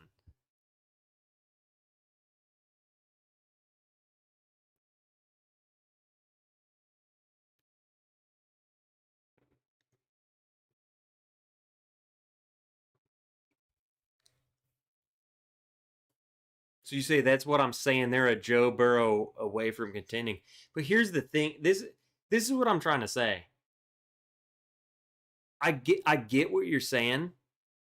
I get that they're a Joe Burrow away. I agree. Like the Falcons are building a good team. Guess what? The Browns are making a good team, and everyone's talking shit to me. The realist issue is, do you think Joe Burrow will ever go to the Falcons? He's not going to. He's going to go to the team that he is. Someone like Joe Burrow is going to go to where he thinks he has the best option, but also the team that will pay him to come there. The Falcons, he ain't going to the Falcons. Period. Ever. Zero chance. Zero. I'm just saying. Bro, go watch a scary movie with this Wrench and Willow with that take. Minnesota is a QB like him away. I like Minnesota. I like Corgi. I like Minnesota. I like Minnesota, except for they're exactly like everyone else. They're like the Browns. They're like freaking all of these guys. Bro, it's the quarterback. It's just, they're dog shit. Joe Burrow will be with the New York Giants 2020. Yeah, when Jackson Dart dies, when he gets killed on the field, first quarterback killed on the field, with Scam Cataboo, who is also dead. He's also dead on the field. All right. In the stream, love you guys. I would gladly start a football series so we can do this, like, specifically for the people who like football. That way we don't scare off all the bourbon people that don't pay me, and all the distilleries who don't pay me. We can do this on Sunday. We can just talk shit to each other. Me and Kraken about to fight, man. He hates the Browns. But I love Kraken. This is what sports is, man. We just have fun. We like talk shit and just have a good time.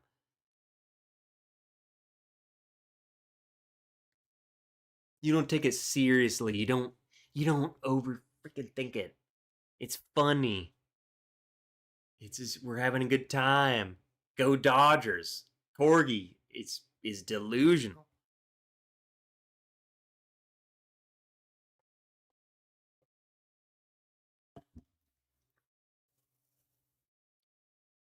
I don't hate. I love talking football and shit.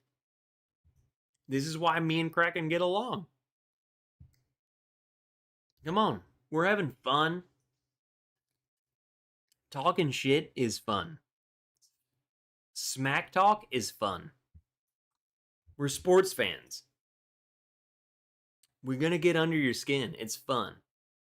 I love it. All right. I'm out of here. Love you guys. I got to run in the morning. Yeah, Paulo, you're banned. I think if anyone should be banned, it would be Paulo because he loves the Dodgers, and I hate the Dodgers.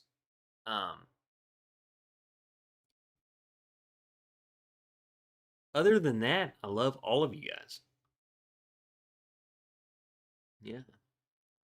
I mean, here's the thing. Kraken is he's a bigger shit talker. But he, like, at least he doesn't like the Dodgers. Yeah, I hate the Dodgers. Yeah, Corgi Paulo and Corgi are out of here, man. They're both out of here. I have the power. I can ban you.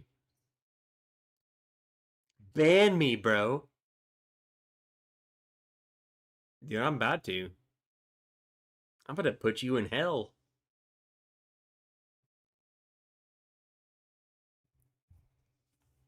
I'm gonna put you in the A's stadium. In the end, we're all here for each other. And that's what matters. Hey, here's the thing. If Kraken, Corgi, Paulo, if you can't get over us doing a little shit talk, then you don't never need to show up again. Okay? But that's the thing. They do. We like to do this. That's the thing. We're all here for each other, and we like to talk smack. We like to drink. We like to have a good time.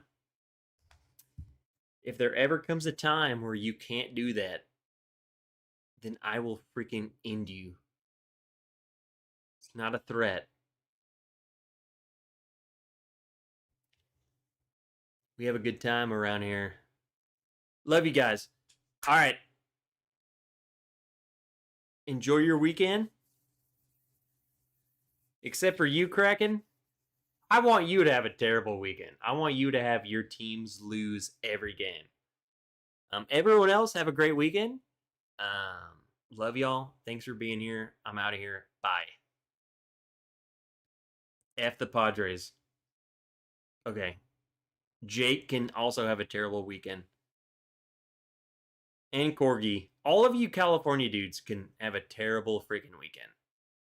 Just a worst weekend ever. Just have a terrible weekend. Just bad.